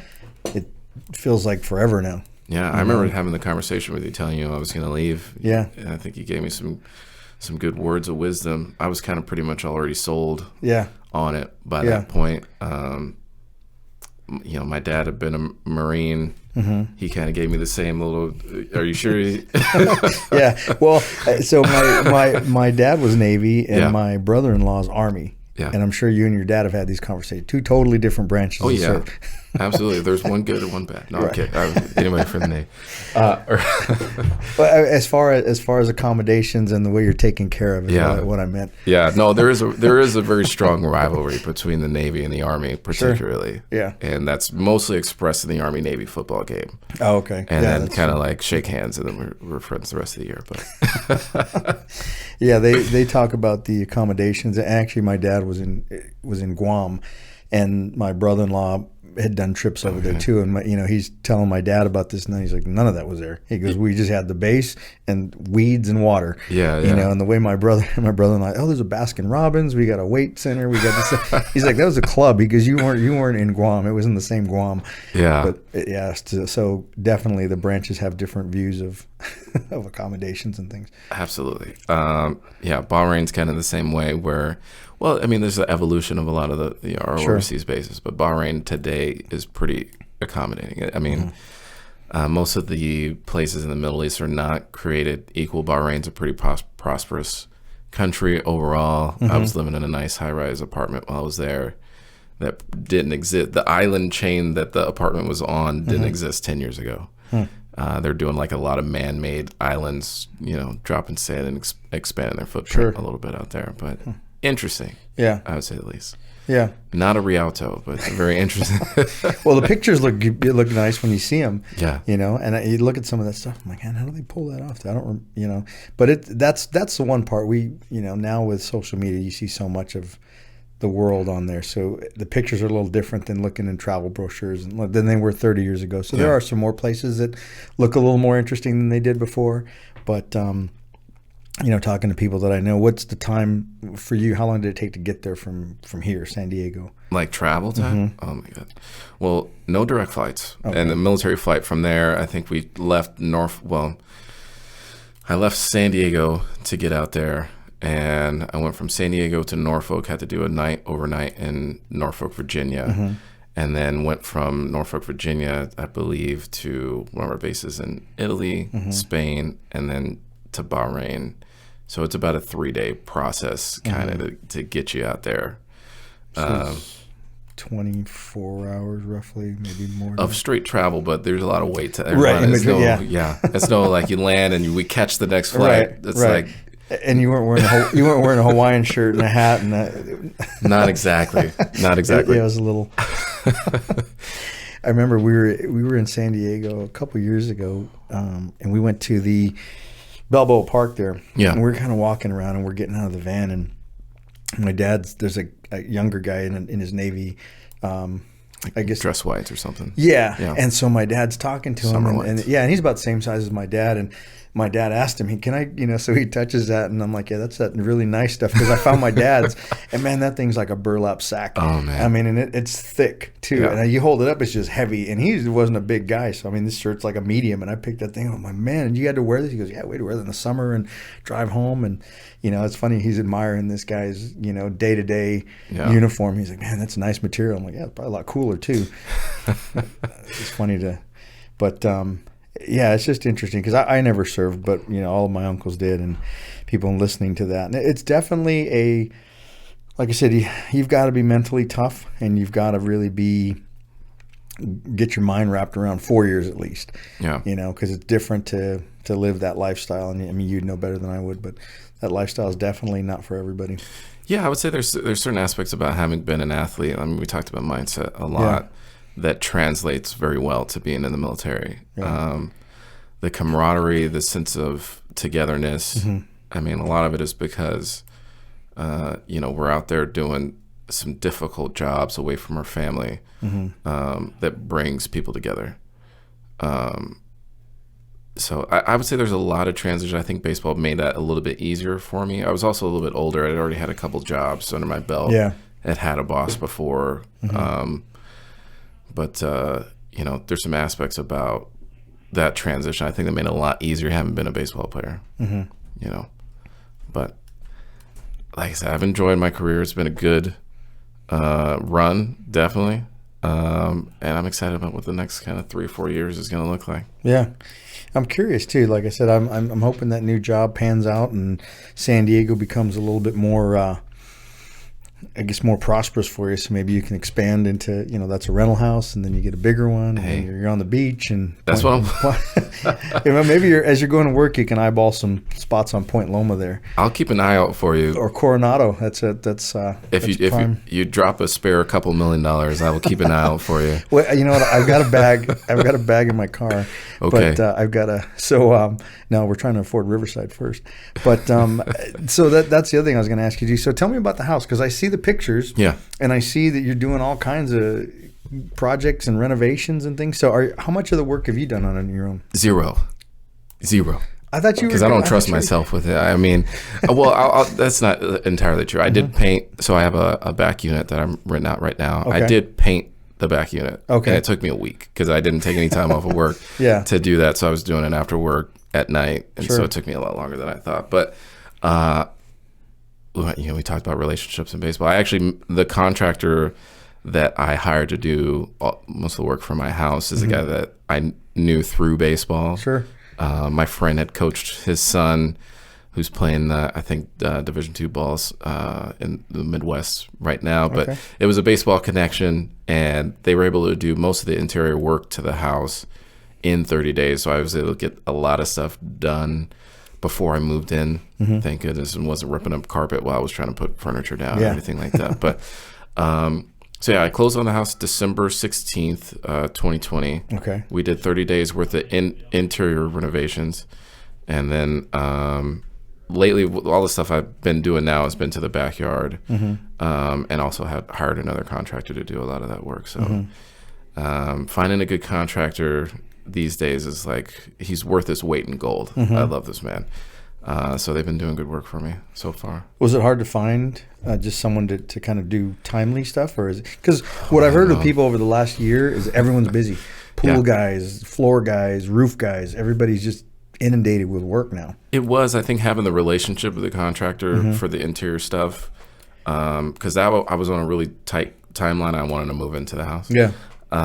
Doing the backyard stuff, I've been on a lot looser of a time frame for it, but it was a challenge. I met this contractor through somebody at work that had done work in his backyard, and built that relationship, and he's able to, I would say, in mostly a timely manner, in mostly a time and manner, he's been able to execute for me like I need him to. But I see it, and talking to him, he has no lack of business right now. There's a lot of people been at home for a year that are just looking to put a lot of money into their house. So eventually I think I'm going to calm down and just enjoy things for a while. But there's a long list of things I want to do. Well, that's amazing, because my wife was telling me that too, because she had a friend of hers. So we built ours, and I forget the time. The house? No, I'm sorry. Okay. We built our pool. Got it. So she had, when we moved in there 6 years ago, she totally gutted the kitchen. And I felt so bad, but that's just her deal.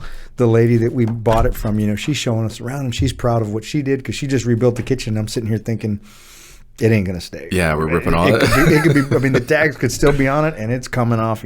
She was proud, and so she did that. And then we did the backyard, and we had the pool. So she contracted out the pool to everybody. And then we've had people since then ask us, and a lot of them, we called them, and they said they're 6 months out before they could even start, and that they can't even do it, so they'll refer us to someone else. And then I've heard those stories from everybody else, and I'm thinking, well, there was 6 months ago, people were going broke, there was businesses going under, there was people losing their houses. Where's this coming from? Yeah. And so, now I'm hearing the same thing. More and more people are like, well, I couldn't get the guy to come and do my pool. I couldn't get the guy to come and redo my roof. And so I was curious when you were doing that. That's why I asked how much of it you were doing on your own, because I figured down there's twice as many people in San Diego. So it's got to be more busy. Yeah, I've definitely been lucky to be able to find the folks that I have. Yeah. The things I'm looking at doing, possibly painting the cab. There's some things I want to try out. Yeah. Potentially. Yeah. But so far, I pretty much hired out for all of the work that I've done on the house. But maybe paint the cabinets is a next project. Maybe I need to have you down to assist if you're free on it. I'm not very good at it, but that would be the both of us. Yeah. We get to sit here and talk baseball all day in specifics. But I'd talk you into curtains. Just leave the doors off, and you're being out there anyway, Johnny. Just leave it open. It's easier if you could just reach in. You don't need to put glass. Just leave the door on. Now you know what you need to go to the store for. I retract my my invite. Yeah, I'm bean bags and hotels. Like I said, I like that. Everything within reach. The remote, everything's right there. Yeah. But it's cool to kind of watch your development of that house. And I didn't realize that you had a separate unit that you were renting out, which is phenomenal. Yeah. I mean, I've always been really interested in real estate. I've known for 10 years that I wanted to buy a house in California, and like we said, settle down here. Yeah. Eventually. So I've just been, especially since I joined the Navy, just been saving up as aggressively as I could. And Bahrain is a great opportunity to be overseas. There's certain areas that we get deployed to where they're tax-free zones, where you get to keep all of your paycheck, which is a foreign, concept. Never having done that before, but it's a great opportunity to be able to save up a good amount of money before I came back. So I was able to basically put that towards either the down payment of the house or the improvements that I've gotten to do kind of it's only been 6 months, barely 6 months since I've moved so fast. Yeah. So I mentioned him before, but did you play with Ryan at Northridge? Pineda? Oh, yeah, I did. Do you follow him? Or I do, yeah. He's blowing up. Text him for any advice? And, hey, man, I got... Oh, man. I hit him up about, hey, who do you know in San Diego? About, any places or realtors or anything like that. But he's a good resource. Yeah. I would say that. He's blowing up on the real estate front. Yeah. In Vegas, I think is where his hub is, but also in Big Bear. He's everywhere now. He's all over the internet. It's like you got to get him on TikTok. Yeah. That's I don't have that. You're too old. Not yet? No, I'm too old. It's funny. I feel bad texting him now. I used to text him and, hey, how's it going? What's it? Now I feel like, he's going to... Can he push me to another? Is there a hold? Is there a hold on text? Can I go to? But I watch all his stuff and I listen to it, and I put a ton of people to, hey, watch him. Yeah. I mean, that's just one of the things that's amazing to see how he's done that. Yeah. And he's such a smart guy, but he's still like down to earth. Yeah. I would say that like I mentioned, it's cool to see. I mean, from the baseball family of a Northridge, or how tight knit all of those guys were, to see where everybody's paths was gone.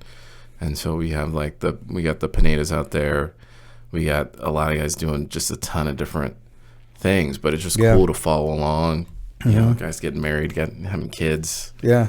kind of a foreign concept to me at this point, but hey, you got time, man. You got time. I'm not worried about it right now. Next time you're in the Dominican, man, kind of check some out.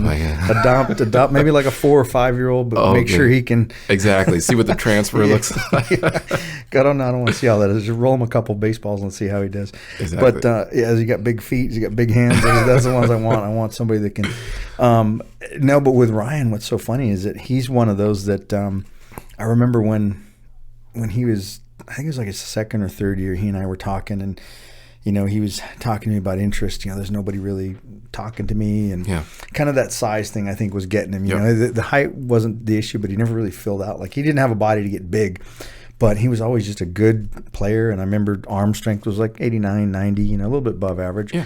And so I remember, because I was talking to his dad a lot. Mom and dad were both in real estate and both had that background of finance, and so he came back his first year after the A's had drafted him and told me he's getting his real estate license. And then I think it was like his second year back, he sold like 2 houses. And then the third year back, I'm like, man, he's not messing around. He just, like, he already knows he wasn't going to be in baseball long, and to where a lot of guys would be like, I think next year I'm going to get ready for it. But he was already planning for life after baseball.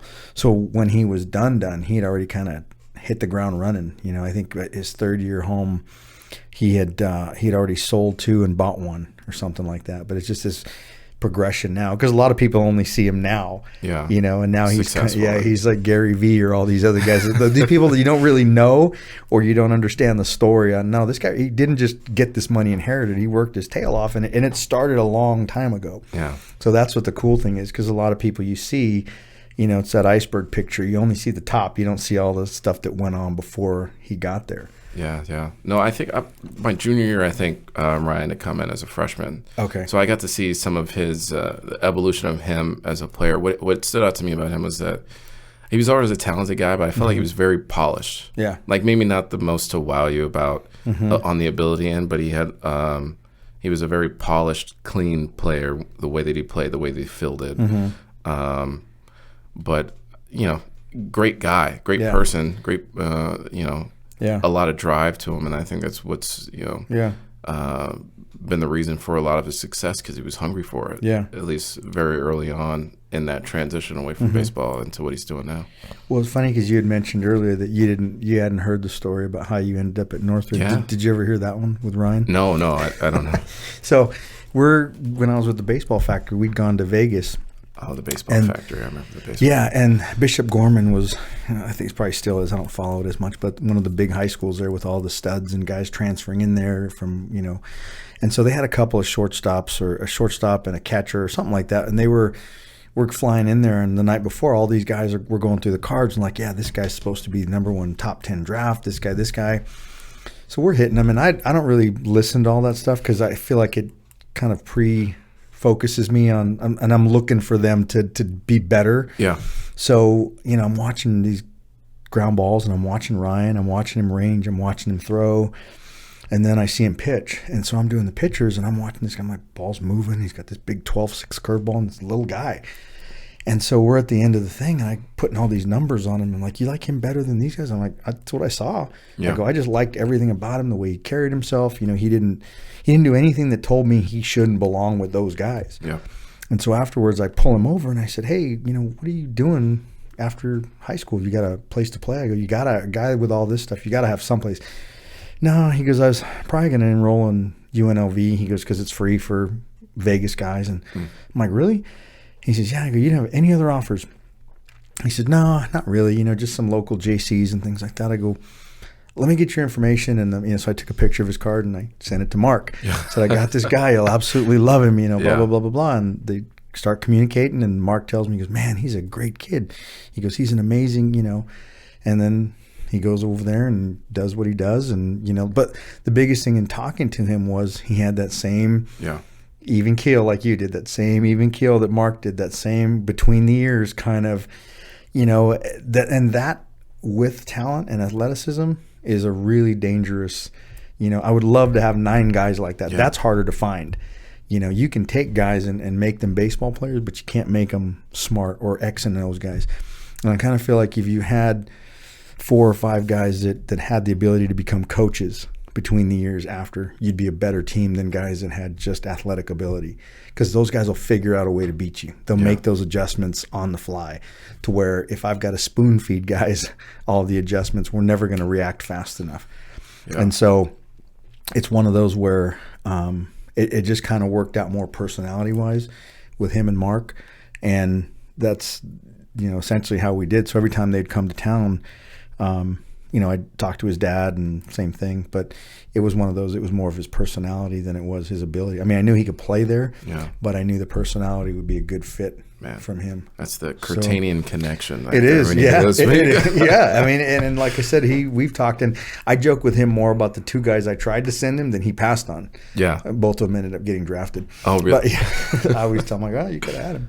But no, I mean, that's what I remember most about him. Actually, I was shuffling through my pictures, and I've got a couple pictures of he and I at one of the baseball factory events in Tucson where it was freezing. And then I think it was another factory event too where he's in uniform. But it's again, those connections again, those are valuable. And I always tell Mark, it started with just me scrolling through your bio. But that's kind of what I remember with Ryan, is he was just going to go to UNLV. Not that it's a bad school, but like I felt like he could do more if he got out of state. Just to be a student. Yeah.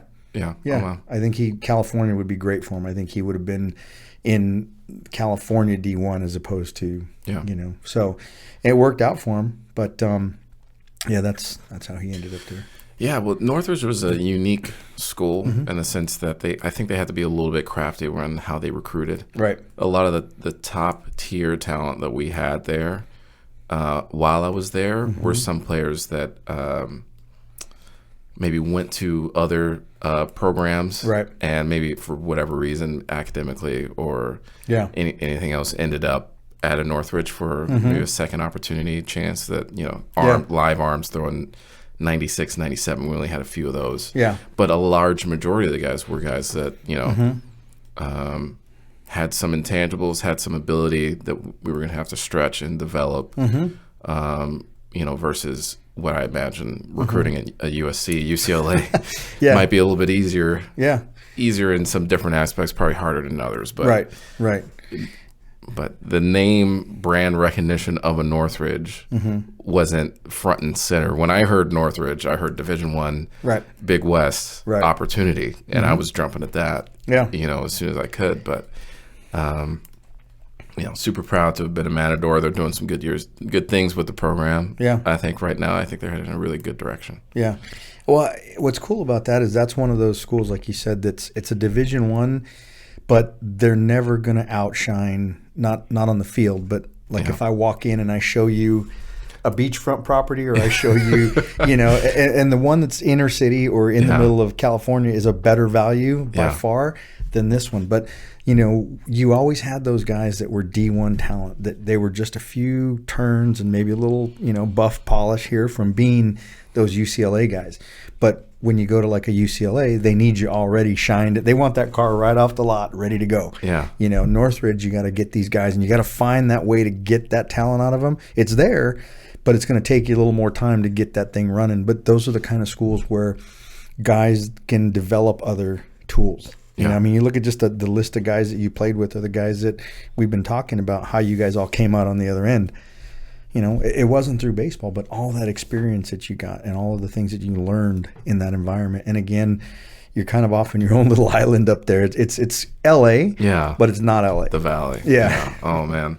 Living in the Valley is an interesting thing. I think, I don't know, for whatever reason, I have a lot of friends that live in L.A. right now. So my only time going back up there is to go visit some old friends. Yeah.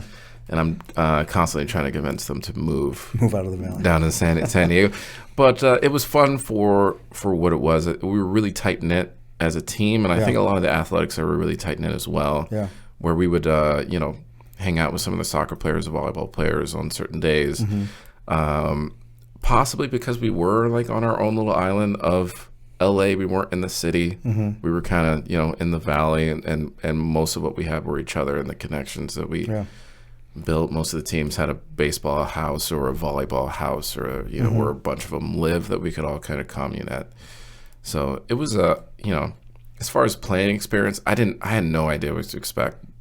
getting the call from Curtanian, getting a scholarship opportunity, versus what I ended up getting is so much more than just the baseball career that I had. A decent little college career while I was there, but like the opportunity, the friendships, the education, all of it. I'm really thankful for my time there. Yeah, I mean, it was actually fun for me to know that you guys were going to a good place, and I always wanted to see Mark and you guys be successful there, and it was just I mean, I'm happy that everybody came out on the other end the way they did. And to me, that's I really wish I had a lot more time to spend with Mark. It's tough for him, and then we tried to actually sit down and do this, but during everything he was actually down in San Diego, La Jolla, I think, most of the time. I met up with him when I first got to San Diego. We were able to meet up and hang out for a little bit, catch up as well. So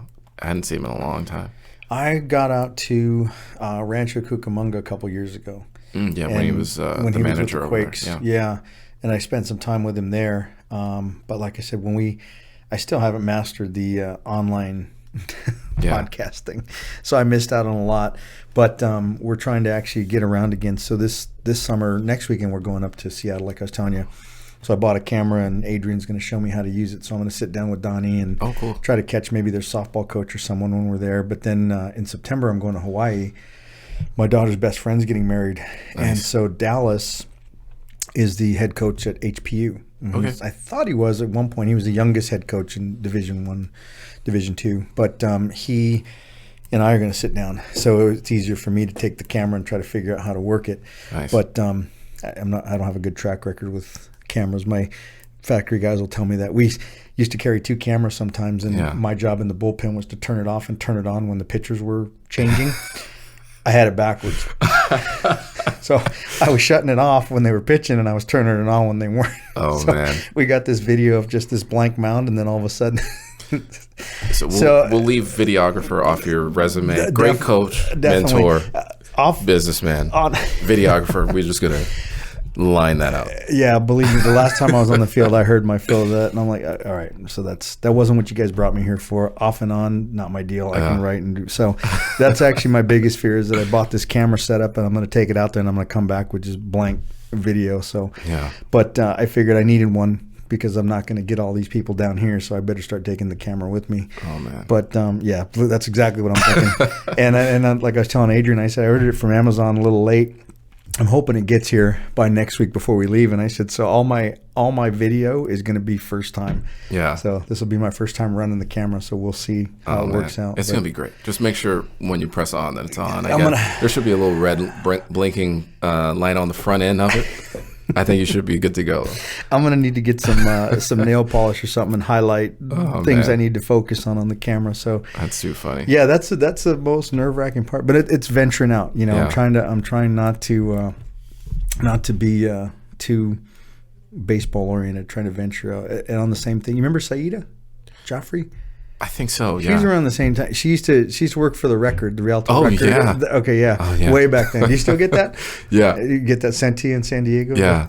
Keep up on all. I need to get them my new address, but I'll get it up there. I think it's 3 pages now. Okay. I don't know what. Mostly 2 of them are ads, and then, but no, she works for KCAL. Okay. She's a DJ. Oh, nice. And so I had her come in, and we did a thing, and so I've been bugging her to kind of, give me a shout out on the air. Oh, yeah. And so she was on the other day. I went golfing, and normally she's on like at 6 a.m. on Saturdays. So I'll catch the last hour of her show when I'm at the shop. I'll put it on, and we'll listen to it on the speaker. And so I'm driving home, and I hear it, and it's like 3 o'clock. And so I text her. I'm like, hey, what are you doing at 3 o'clock? She's like, oh, like with her, there's never a straight answer. It's always this intelligent answer, about changing and adversity and people. And so I text her. I'm like, hey, if you guys are hurting for DJs, I go, I don't mind giving that a try. I go, just not like at 4:30 a.m. or whatever. I go, man. I can do like an 8 or 9 p.m. thing. But so I'm trying to push her into letting me know. But I'm trying to get her station manager to come in and do an interview with me, so I can kind of do a halfway audition and see. Something to, I don't know what it pays, or I don't know what the job entails, but I know there's a lot of switches and buttons that might set me back, because off and on is not my deal. Yeah. But that's something else I want to try to do. Well, I think you got a future in it. Podcasts are big right now, and I would have loved this as a high school kid. Like, a lot of people that you have on, like college coaches and recruiters talking about like what they're looking for and stuff, I would have eaten that up. Yeah. Like I would have been all over that as a high school kid because I had no idea. I had never talked to a recruiter. Yeah. Didn't know what they looked like. I was like, I don't know, there was some mystical person. Well, that's exactly right. I mean, and that's what we talked about. I tell them I've sent numbers to kids, or I've said, hey, this coach wants you to call him, and then the text back is always, what do I say to him? What are you calling him for? You know, are you asking him for recipes or reservations? I go, just call and talk to him. Same thing, you know. Or I'll tell coaches, if you show up in just a plain T-shirt and sit there, they'll come up and sit and talk to you all day. I go, but the minute you put that Northridge polo on, or you got that hat that says, all of a sudden they don't know what to say. Yeah. You know, because you've got their life in your hands, thumbs up, thumbs down. But you know, it's just, that's one of the things too that amazes me is as much information is out there, kids still get intimidated by that, you know, and they look at that as the end of the line for me. You know, if this guy doesn't like me, then I'm not going to play anymore. Well, there's a lot of other schools you can go to. There's a lot of other avenues you can go to. So, you know, hoping it works out that way for a lot of people. But, you know, if nothing else, it was a good time for me to catch up with everybody I don't get to see. Yeah, absolutely. So, I have one story about the type of human that Mark Kurtanian is before we get off, because you said you saw him or he was up here in Rancho. Yeah. My parents were in Rancho Cucamonga one day eating breakfast, and Mark had walked across and recognized them, and immediately they sparked up a conversation, chatting up, catching up. Yeah. And he says, you got to come out to a game. He's like, I'll comp you tickets, whatever like that. We'll call, just come on out to a game. And they're on me. So that night, my parents roll out to the game, and they go to will call, and there's no tickets there. So they ended up calling Mark on the phone and like, hey, we're at will call right now. There's no tickets. So he left the dugout in his uniform, came up to will call, and didn't find my parents. And that's when they found out that my parents had driven to L.A. They had gone to a Dodger game. They thought that he was going to get them Dodger tickets instead of going to a Quakes game. My parents are going to hate that I'm telling this story because they're still embarrassed about this to this day. But so when Mark figures this out, he goes back into the locker room and gets on the computer and buys my parent tickets and sends it to them electronically. He never told them that. He just said, oh, here are the tickets. Don't worry about it. Tickets. Yeah. And so it wasn't until I came and hung out with him that he told me the story. And he was like, please don't tell your parents that I bought and paid for those tickets instead of like having some type of hookup. There, yeah. And I'm like, I have to. There's no way I could not tell my parents that story. But the caliber of human that he is, it's awesome. We still have to pay him back for those tickets. I'm thinking as we're talking, we need to find a time where he's going to be somewhere for 2 days and drive out and just catch him for golf or lunch or dinner or whatever. Absolutely. So since we're doing that, I'm going to tell the one that when we went out to see him. So Matt Smith is a friend of mine from Arizona. So he was scout for different organizations, but he's with the Dodgers. And so he always makes a pass through, SoCal when he comes back for his tour, like we're talking about the scouting. And so I'll just tell me, hey, let me know what month you're in and we'll narrow it down as you go. And so I usually take a day off and I'll grab lunch with him. I'll go to the game and I'll sit. And I usually cut out before the game starts because I don't want to be in his ear while he's trying to take notes and stuff. And so we get out there early and we walk through the clubhouse and, we're stepping over. But and Casey is their clubby, clone. Okay. You remember Casey? Yeah. Yeah, so he's their clubby. And so, I walked through, and I didn't see him at the time, but I saw some other guys, and Matt's going, hey, is Mark around? And they go, yeah, he was doing yoga out in center field or something. So we drive out, we walk out there, and nobody's out there. And so we kind of go through the gate, and he's out there behind the fence, got a towel laid out. He's just in his sliders. No shirt, sliders.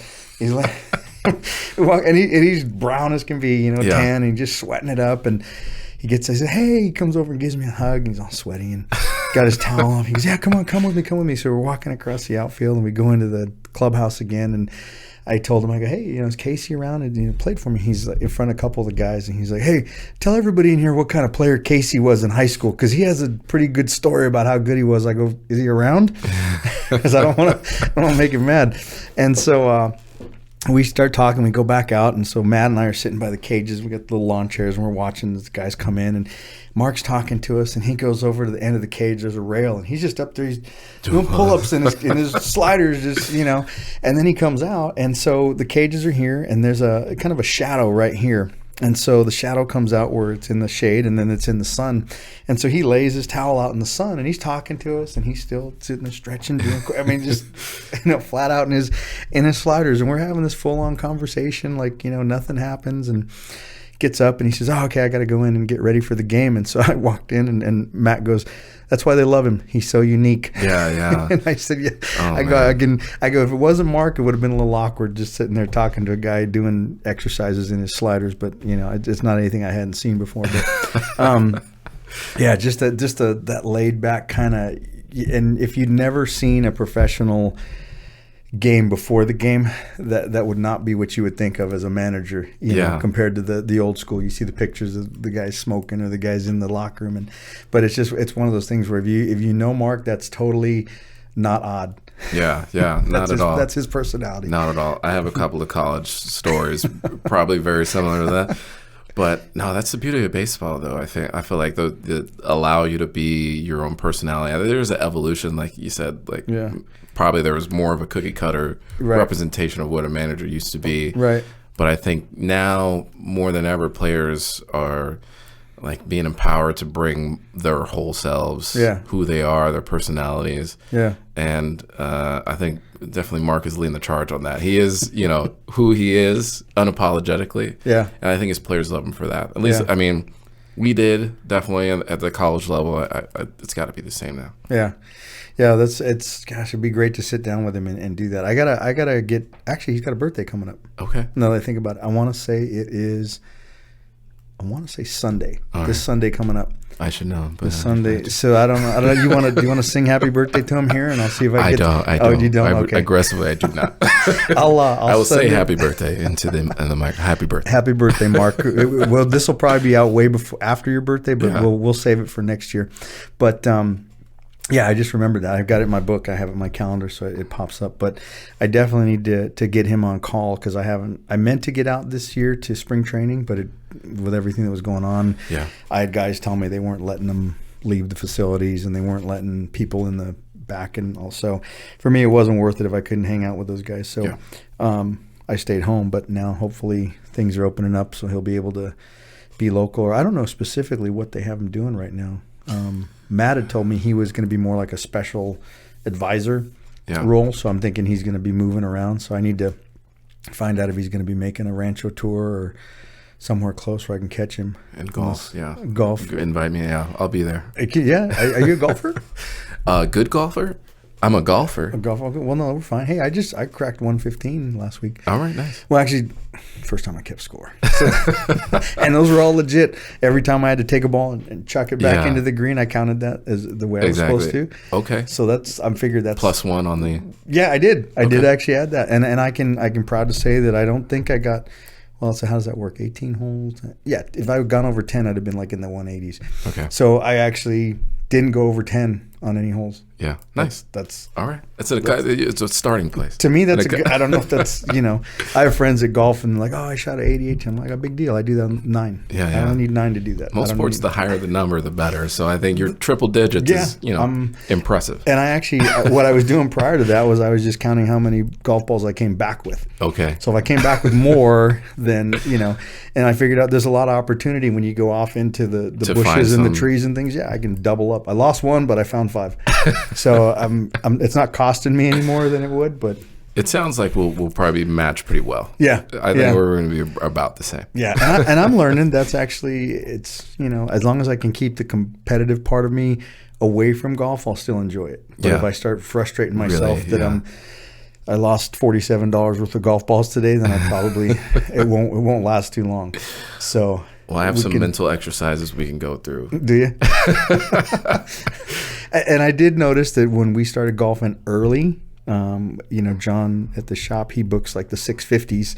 Oh my God! Okay. Which, I go kind of limit. It kind of limits my options for putting myself in bad situations. Where if we start at 1 and it gets really hot, and then we stop at the, and I fill the cooler, and all of a sudden I don't really care where the balls are going. Then that's a whole different game in itself. But I figured out I've been more productive when I do the 6 in the mornings. But I don't know how long those will last. Plus, with the heat coming up too, it's going to have to be a 6 in the morning. Oh yeah, yeah. I'm sure.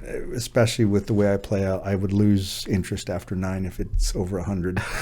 Well, that's why we got to do it in San Diego. Yeah. My next pitch of San Diego, if you're ever looking to move to that condo, there's not a pitch. It's I'll come, and then we actually I like staying down there. My wife's big on driving back and forth, and I'm like, no, we drove 2 hours. Let's just stay and we'll go back the next time. I mean, it's beautiful down there. Yeah. That's like I said, if Ed McMahon ever calls me with my check from publishers, which he passed on, so I don't think that's going to happen. Yeah. But I would definitely, that would be my first spot. Yeah. Is to live. My cousins bought a house right by San Diego State.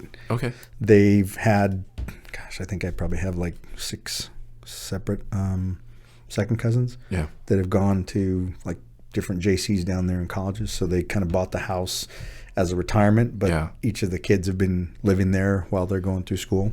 Yeah. So we've been trying to catch up with them when they're down there, because they live in Bakersfield, and then one of them worked for Mobile. Okay. And so her husband retired. He was working for the city of Bakersfield. He was something in city management, and she was placed overseas prior to COVID. She was working somewhere, I want to say out kind of where you were saying, in the Middle East out there. Okay. Yeah, and then when COVID started, they sent everybody home. Mm-hmm. So she retired, but they have that house there in San Diego that they kind of use as a meeting place every so often for everybody. My other cousin is in the military, retired Marine, and so he lives in D.C., but he works for an independent contractor where they do security for different places across the country. He enjoys the gun killing. Yeah. Sounds like a good Marine. There you go. That gene was not, I was more baseball and I'll bean a guy every now and then, but I'm not that aggressive. He likes that stuff. But so we kind of use San Diego as a meeting place. But now I know you're there, and I'll come down more, and I'll bring my clubs. Yeah, absolutely. No, I'm very familiar with that area around San Diego State. I probably offered on 10 houses in that area, and did get none of them. Yeah.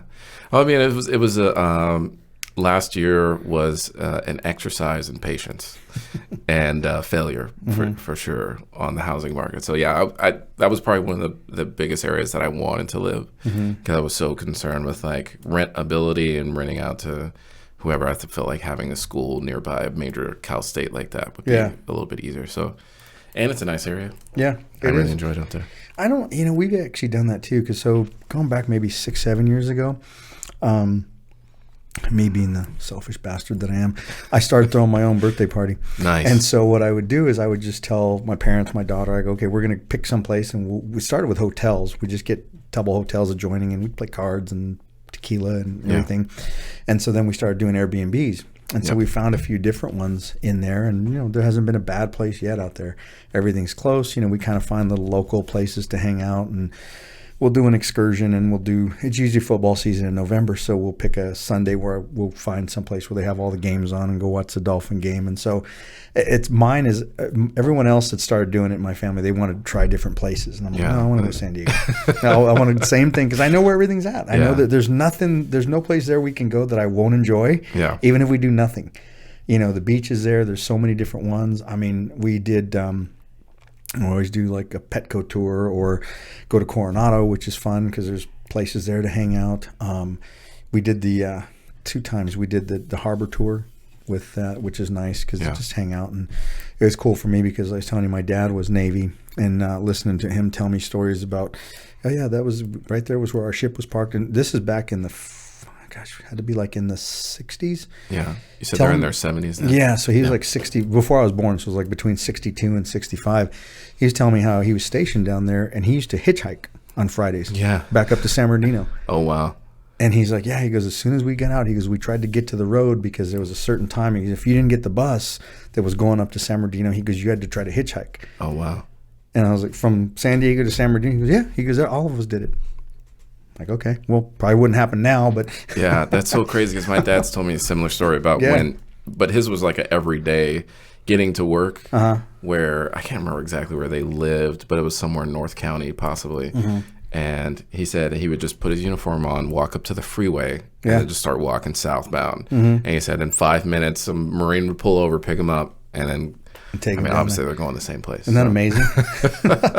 I mean, the stories he has, and then to me that part was cool. So I mean, I enjoyed that part of just getting to hang out more with my family, and when you start talking to your parents, it's like, man, really? Okay, because I know my dad in his 30s and 40s, and I'm thinking, man, at 17, 18, he did that kind of stuff, or 19 or whatever he was. And so it's just kind of cool because down there, I tell he's kind of fond of that too because of the time he spent. So it's just interesting listening to those stories. But I love it down there. Yeah, I think that's the aspect that I'm most excited about, to be home finally. It's been fun traveling and getting to do everything. I do think I'm going to continue to travel, but as far as being back in California, living here now, I think is the next chapter of really getting to know my parents in a different light. They're finally retired. Yeah. I want to be close to the family. Yeah. It's been a crazy year. I'm just looking forward to just hanging out. Yeah. Yeah. Doing stuff with the family. And my oldest niece is graduating from high school, doing a little party this week. It's crazy. Yeah. I'm the old guy now. Well, that's what I was going to say. As you get older, that relationship changes. It's different. It's funny because we were talking about now, because my sister lives in Kentucky, and because they're military. And so, my brother-in-law just retired, but my brother still lives here in San Bernardino. And so my parents flew out there because my niece graduated, so they couldn't go, but they wanted to be there to watch it on TV. So they got there, and they like going in and out of Vegas for some reason, because my dad says, well, it's the only direct flight from, well, so make a stop. What else? You guys retired. What's that one stop? Well, we want to get there as quick as we can. So they drive from Rialto to Vegas to get the direct flight to Cincinnati. And so today they just got back. They rented a car. So my dad sent me this picture of him with like a Corvette or something. Oh, man. He goes, well, they were out of everything else. So then they're going to drive home to Rialto, and my brother doesn't get in until tomorrow night. Yeah. So then they're going to drive back to Vegas to pick my brother and my nieces up. In the Corvette? In the Corvette. And then they're going to exchange and drive back. But I said, so why didn't you guys just all come back together? No, we didn't have anything else to do. And my wife's like, well, why did they have to come back? You could go check on your uncle's house. You could go do that. I'm like, yes, you didn't ask. Well, why don't you push them? I'm like, they're in their 70s. Yeah. They pay their own rent. They live on their own. I go, I can't tell them what to do. They're not going to listen anyway. Yeah. And she doesn't get that. And I'm like, well, that's, I kind of feel like when you get to be that age, you earn the right to do whatever the heck you want. Yeah, exactly. I know it's not safe. I know they shouldn't do it, but they're not going to listen to me because when I was 17, 18, I didn't listen to them either. So, she gets frustrated with me. So I'm like, it's just, hey, when the day comes where I need to take care of them and do that, then I'm going to be a little more assertive. I go, but right now, that's not a fight I want to have. Yeah. All I heard was Corvette in Vegas. That sounds like a great weekend for me right now. Yeah. Well, and I told her too. I go, she goes, why do they always fly out of Vegas? I go, because I know my mom, like before, they were always at San Manuel, or they were always, that's, if you have the map of where you're going to travel, my mom's got the one of the casinos. She likes to see all the different. So I said, I think part of it is it's something to do. And then the other part, they just like hanging out in Vegas. It's, in their generation, that was a big trip, and they've always liked that stuff. And I said, so it's fine. I go, I'm not going to argue with them about it because, so does it make sense? Absolutely not. But that's what they want to do. So, yeah. No, now that so even last year, or maybe it was the year before that, my parents have never really traveled a ton. Like as a family, we didn't do a lot of traveling when I was younger. Yeah. They did their first international trip to come see me in Bahrain. Oh, wow. Oh, I remember the pictures. Yeah, so they came out there. That was an interesting eye-opener for me just to be there with my parents and for them to like be going through customs for the first time ever and to be out of the country. But I think they enjoyed it. Yeah. It was a good trip. We got to do a lot of the local stuff. I wouldn't say it's the tourist hub of anywhere, but it was a lot. There was a lot of things to see. There was a lot of culture to see. Yeah. Went to like the Grand Mosque, and then we came back. We finished a trip in Dubai where we spent like 3 days in Dubai and did like a desert safari tour. And I got to ride camels in the desert. My mom loved it. It was for her birthday. Oh, cool. So to have them out there. So I think they might have just the first part of a travel bug. Yeah. Right now. I think they're probably going to do more stateside traveling. That's just, I was going to say that's a pretty big jump for your the first trip. Yeah. Well, they had gone to Mexico, but it's a little different. Yeah. How did they handle the long? Well, that is a long flight. I will tell you, because I took it a couple of times, and there is a direct flight option from LA to go straight into Dubai. Then you have to go from Dubai to Bahrain. Yeah.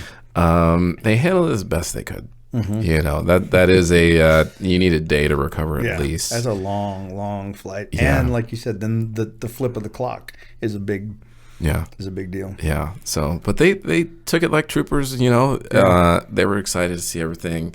A lot of the food options. I tried to take them to as many traditional places as I could while we were there. Like there's malls that you can go to that are super modern, that are 4-story, that have any store you want to buy, anything you want to buy, you can buy them at these malls. But then there's also like the traditional souks that are out there that are like all outdoor in the old traditional parts where you'll have like vendors that are outside of their stores that are kind of asking you to come in for different things. Rugs, suits. I got to get my dad a custom-made suit while he was out there. Wow. There's gold is big out there as well, 18 karat everywhere you can find it. I bought my mom some gold or something. So it was a cool trip to get to have with them. And that was the fall of 2019 as well that we got to, to do that. So good. I don't know if they'll go back without me, but they're probably looking forward to like what I hear, some Utahs, some national parks, something a little easier to get to. Probably, probably no more Bahrain on the. I kind of feel like that's one you got to work up to. But hey, if you're gonna jump in, might as well start there and then work back. Yeah, maybe a Miami or maybe a Colorado or something like that. No, they went to high level difficulty flight, customs, everything, getting there. So everything's gonna be downhill from here. Have they given you any that they want to places they want to go, or like family trips they want to take? Or my dad's got a long list. So. Jeez, they've talked about a couple of things like getting a camper and just driving the country. Okay, don't know if they're really going to do that or not. There's a lot or they're just talking about that. it. But they had the only trip that they had to cancel was a Utah trip. Okay, I don't know where in Utah, but they were going to go to Utah. Yeah. So I think maybe that's the next one on the agenda for them. Okay. Yeah, I didn't. My dad's like a big national park guy, so that's always on the list. And then, so what's funny is with that trip that I'm going to in Hawaii, so he'd been talking about it for the last year and a half. And, my mom being Hispanic, she's got we never know when we're going to make it back. I'm like, you're fine. We got, And so my dad's like, oh, why don't we put it off for 2023? And she's like, well, what if we're not around in 2020? I'm like, so we were talking about it, and they wanted to get everybody together. And I said, logistically, my brother, my nieces, my sister from Kentucky, the girls, and, with my oldest niece just going into college next year, it's going to be really tough, for a while. So when I got the invitation for the wedding, I told my daughter, I said, well, when you book the flights, I go, just book theirs too, and we'll take them. And so, the whole time they were shocked when I was telling them I want to do the podcast, I want to play golf. And she's like, well, then what do you need us for? I go, I thought you guys just wanted to go to Hawaii. Yeah. I said, I was just going to take you guys to go, well, we're going just to help you. I go, help me do what? And then they were telling my daughter, well, we're going for Ernie. We're not going for ourselves. And my daughter goes, for what? She goes, he traveled by himself all the time. And I'm like, well, and I go, no, I'm going with you so I can make sure you guys get through security without losing luggage or whatever. And so I said, I figured there was things you guys wanted to see in Hawaii. I'm like, well, no, we were just going for you. Wow. For 2 years we've been talking about Hawaii. I figured there was things when the last time we went, there was things you guys wanted to see again. Yeah. So I said, well, we'll figure it out. So I told my daughter, I go, just get 2 rooms and I'll let them do what they're going to do. And because I have friends that I know, I said, so, and then when I let her know, the bride that they were coming, like, oh, well, they come to the wedding, no. And of course they don't want to do that because they weren't invited initially. And I said, well, Mom, it's a destination wedding. And I said, nobody really feels comfortable about putting people out, especially, $500-$600 flight. They don't want people to feel obligated to pay that money if they don't. I go, but since you're going to be there, they'd like to have you. No, we don't, we're just not going to go. I'm like, okay, well, again, that's in September. We'll figure it out. But it's just, that you got that to look forward to. And that's. I'm looking forward to it. I'm still on Operation Get Settled in San Diego. Hopefully, post pandemic, that's going to be a little bit easier of a transition and really get settled, plant some roots in San Diego. But I told you I'm in National City, so I'm not too far from downtown. I'm looking to I don't know, be involved in the community and really set up some roots there as best I can. Yeah. It sounds like that's probably going to be being a baseball coach. If I get dragged back into that somehow. Let me know. I'm good buddies with Sam Peraza over at San Diego State. All right. If you want to do a little work or you want to come down there and just hang out with him, and I'm sure I can swing that. He's one too I got to get him in for, but he's friends with Curtanian. Okay. Peraza. So they were at Florida International together. The Curtanian connection. Again, that guy's everywhere. So, he was at Florida International, and then when Mark left... because he was coaching, I think it was Nevada for a while. And then he went to Nevada. So he went Northridge, Nevada, and then FIU. Yeah. So Sam was there with him as well. And then, actually, I don't know, one of my buddies that was at UCR, Bobby Applegate, he's at Navy. Okay. He's a coach at Navy. Oh, no way. So if you want to re-enlist and go and go coach baseball for Navy. Yeah, if there's an officer position out there as the lead catching coach for the Navy baseball team. I don't know the military, but I don't remember that. They probably have to create that position, and I don't see it happen. I don't see that. I could shoot him a text and see. All he can say is no. Yeah, I smell a no coming. We can, I don't know. I'll run it by him. But, this is a lot of different connections that I can put you with if you want. I'm looking forward to, I'm happy to be back in California. Like you said, connecting, settling down in my community out there, but reconnecting with my family and, hopefully doing some of the travels like you're getting an opportunity to do with your folks. So I'm excited about that.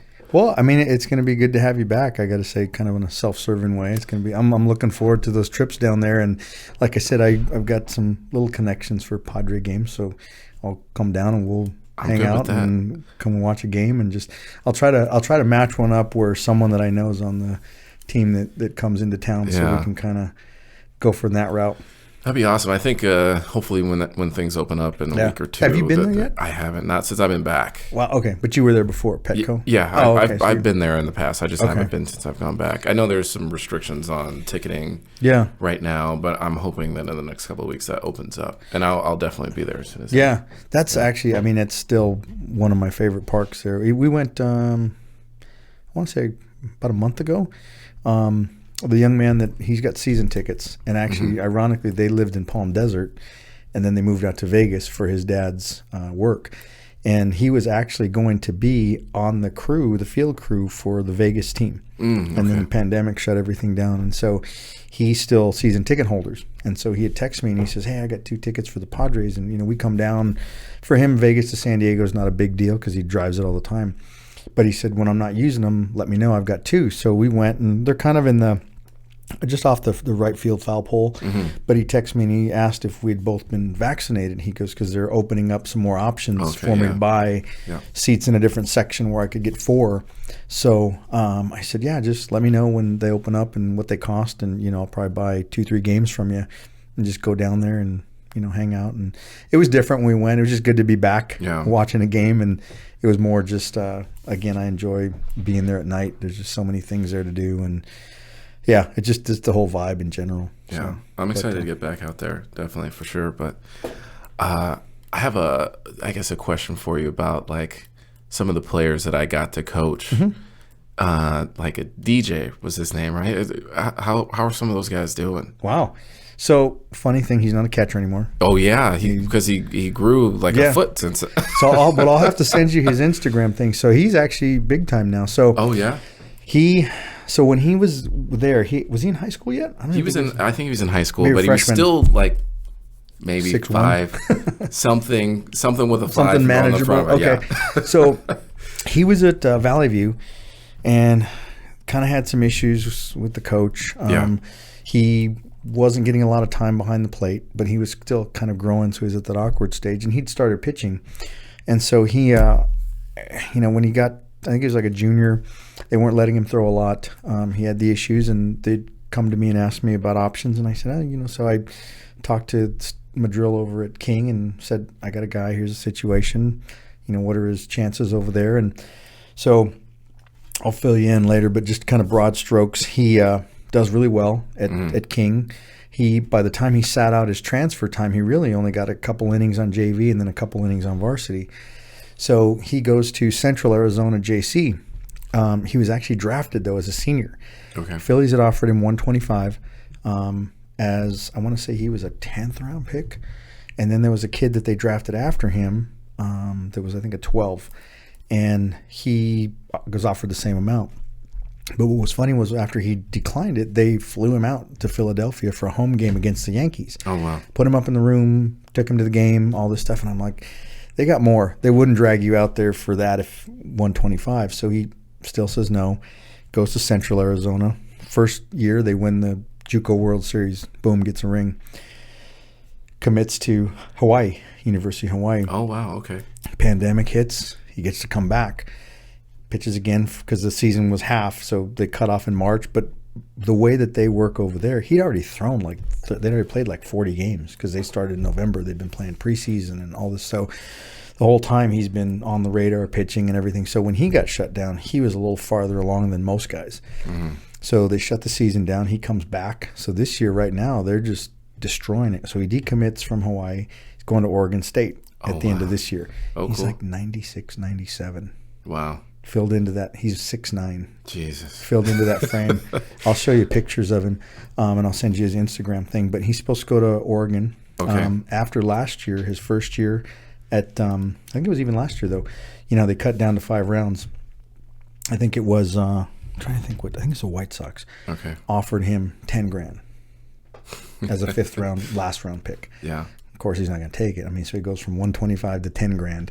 So last year they were just trying to take advantage of guys, guys that just wanted out because nobody had played and trying to get guys that were hungry for $10,000. I'm like, $10,000, they're not even gonna, you'll get 6 of that by the time taxes and everything. So he doesn't do that. So right now they're still in the I don't know if they're in the regionals or they've gone to so he might end up with a 2nd ring. Oh, wow. Because they're just dominating people. Yeah. But like I said, he's consistently 96, 97 right now. That's awesome. Yeah. No, that's so crazy. I mean, I remember a lot of the guys that I used to coach. There was probably like a core 3 or 4 guys that you kind of knew were going to had some potential to play. I think Connor Franco another one was another one. I think he's still playing baseball in college somewhere. Yeah, so he just finished. So he was at William Jessup. Okay. And they just finished. He already graduated. Oh, wow. And so I asked him. That makes me feel old again. But he's one of those guys that he's smart. Yeah. Got his degree and out. Asked him if he's going to play again. He said no. He goes, and I play summer ball, come back home. He said no, he's already got an intern job. He actually wants to go into nursing. Okay. So he's already got an intern job. And he said another teammate of mine and I are going to do the same intern rotation. So they're going to get an apartment up there. And he goes, I'll probably stay here till I get a job and then see if I can. So another one of those really grounded guys. Yeah, smart guy too. Baseball, it's kind of run its course. So I'm going to use my degree that I got and go into it. I think the other one was probably AJ. AJ, yeah. So good catcher. Yeah. So here's solid frame guy. Good catcher. Yeah. So tough thing with AJ right now. Good news, bad news. He's probably one of my best trainers. Okay. Because of his cool, calm kind of. So the poor kid goes to Citrus, and he's playing Valley. Starting right behind APU. Okay. So he's starting there.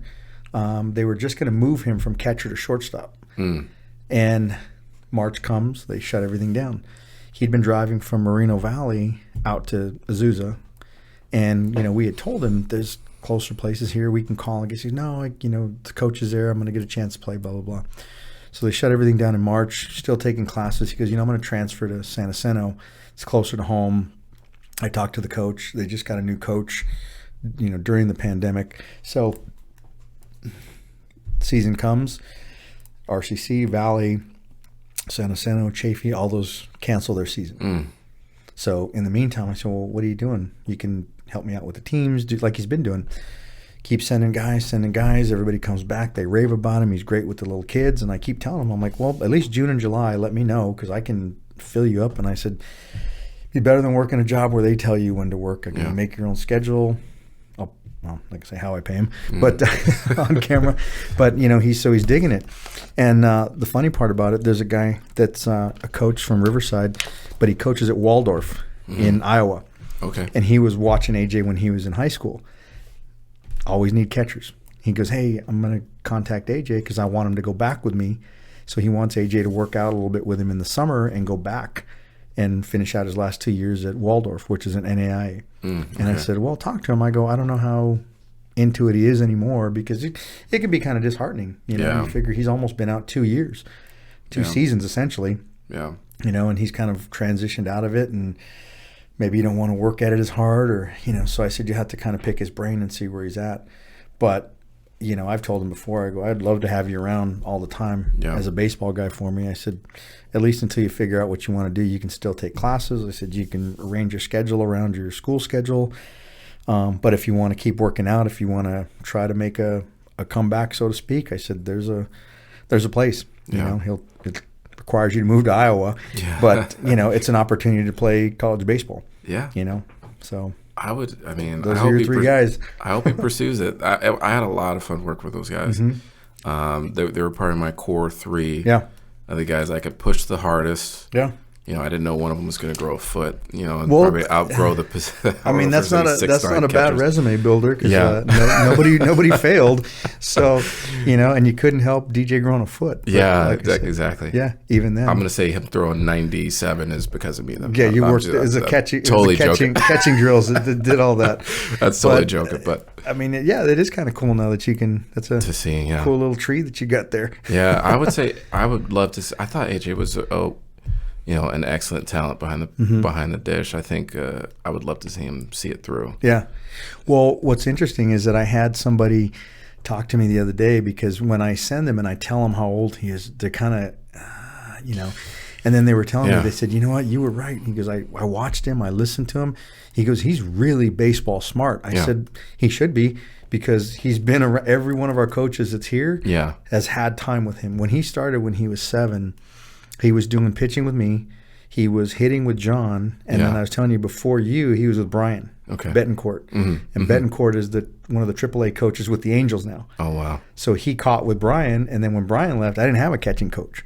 You know, I can do it a little bit, but, you know, I'm better at other things. And so I couldn't find a guy to just do catching.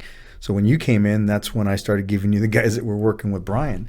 And so that's where he kind of got. So you think of all the guys that have worked with him, all pretty smart baseball guys. Yeah, you know. Yeah. So it'd be really hard for him not to have some of that rubbed off. But the way he communicates it to the kids, because he's so young, he's really patient, and he's okay working with the 7-year-olds or working with kids that can't even lift their glove up. But you know, that takes a talent too. You know, he's able to do that, to where I'm a little grumpy if I'm hitting the kid, or you know, but it happens. That's that evolution. But no, he gets a lot of compliments for. When you first tell him how old he is, and then you watch him work, you're like, wow, this guy really knows his stuff. Yeah. You know, he should be playing somewhere, but, you know, he can't help what happened. Yeah. So, yeah, everybody's doing well that you touched. That's good to Nice. Good that's to hear. Awesome. Yeah. I felt bad for the kids that had to go through eligibility stuff in the last year. Yeah. I heard there was going to be a possibility of like a combine style recruiting thing for the draft this year or something like that. I hope they figure out something that because there's some talented kids I think through no fault of their own didn't necessarily have the opportunity to pursue. Well, I think just in general, I mean, as the whole, not just baseball, but that's kind of what we know. But a lot of coaches I know had to let go guys. Yeah. Some of the coaches I know, early on they let their logistical guys know, because if we're not traveling, I don't need anybody making reservations and stuff. I know my friend over at Cal State, they had just hired a pitching coach, but when they had told him they were going to cancel the season, you know, I can't have 3 of you, you know. And then a lot of coaches I know that, like this year, I had a couple guys reach out to me looking for guys that wanted to go up to Alaska and coach. Oh, wow. But now that things are opening up, a lot of their head coaches are saying, no, I want you actually physically seeing guys now, because we have a chance. Yeah. We've been watching video and film for the last year and a half. We need to get out and start seeing guys actually play again. And so, you know, even one of the guys that I have that I worked with, he played in college, and then Gary at CBU gave him a job because he was getting his master's. And so he was trading it out for coaching. And he told me that he's going to be working out in the, I think it's the Pacific League, whatever the summer league is out in Palm Springs. Okay. He's coaching there because they told him that they weren't going to have money for him to come back as a paid coach. So he's going to be looking to catch on somewhere. And I told him it might be tough because there's going to be a lot of guys that were let go that already have 2 or 3 years of paid experience. Yeah.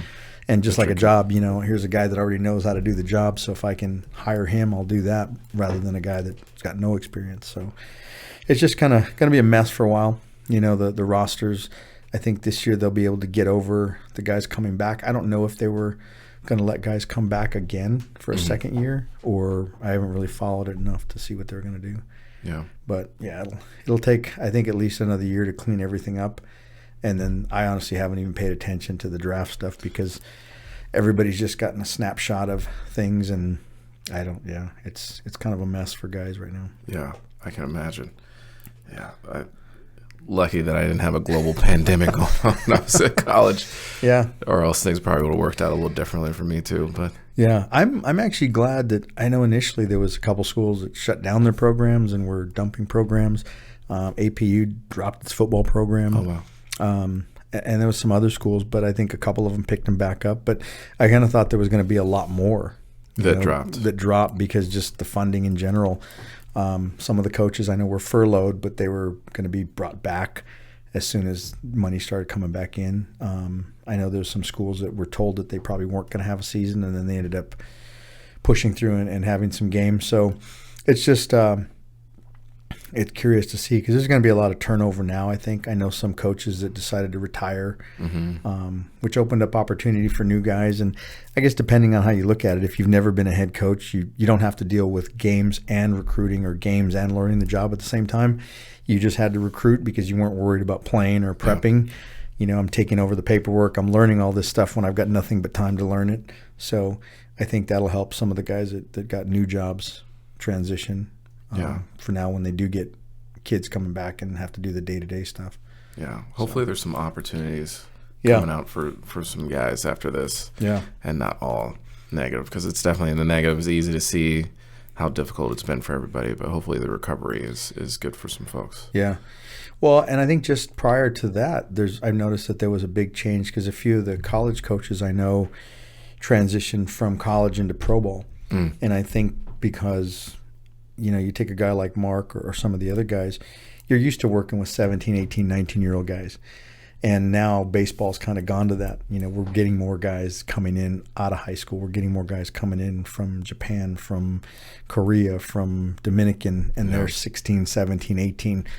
We don't need an old gruff guy teaching them baseball. I go, someone's got to teach them how to function in the clubhouse, function on a day-to-day basis, how to do your work routine, which is essentially what a coach from college would do. Like we talked about, they're more mentors and extended family. Yeah. So they need guys that have that kind of, I would say, more nurturing mentality rather than just the thumbs up, thumbs down MLB guys. And that's where the outfield yoga comes into play. If you go to a game and there's 8 towels laid out in center field, you'll know Mark's around somewhere. He'll be back here in just a second.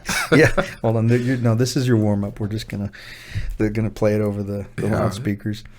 So I'm gonna put us off for a part 2. Yeah. Maybe when I get my camera, we can do it from your deck. Yeah, we do in the back. Yeah, we can hopefully do it have there. Some more stuff built back there by that point. Yeah, or we'll go to one of the beaches there, and we'll just set it up and kind of just let the camera go with the cooler and talk about it, or golf. We can.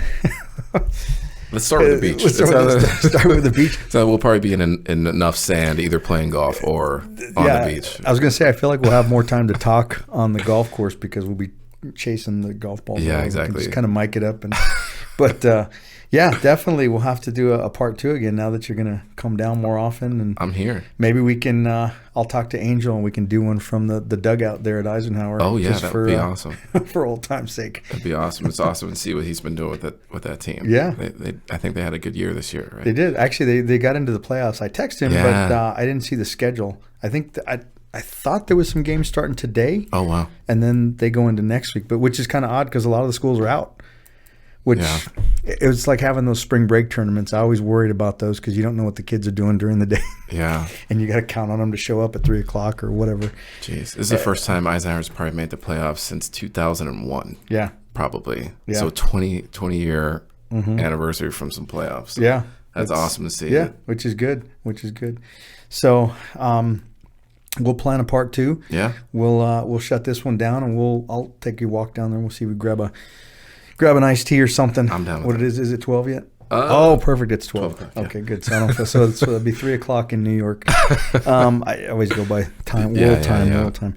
But 5 o'clock somewhere. I'm good at 3. Song about that, yeah. I'm good at 3. 3 is just about happy hour. Yeah. But we'll shut this one down. Yeah. And we'll carry on the conversation. We'll find a spot. Yeah. There's no shortage here at the Mission Inn. We might actually go to the Mission Inn and see there's something there too. I'm nice and air conditioned. And when's the last time you've been in there? Sometime. It's been some time, yeah. Oh, well, that's close. We can walk there. But so I want to thank my guest John, actually guest friend / teammate / young protege.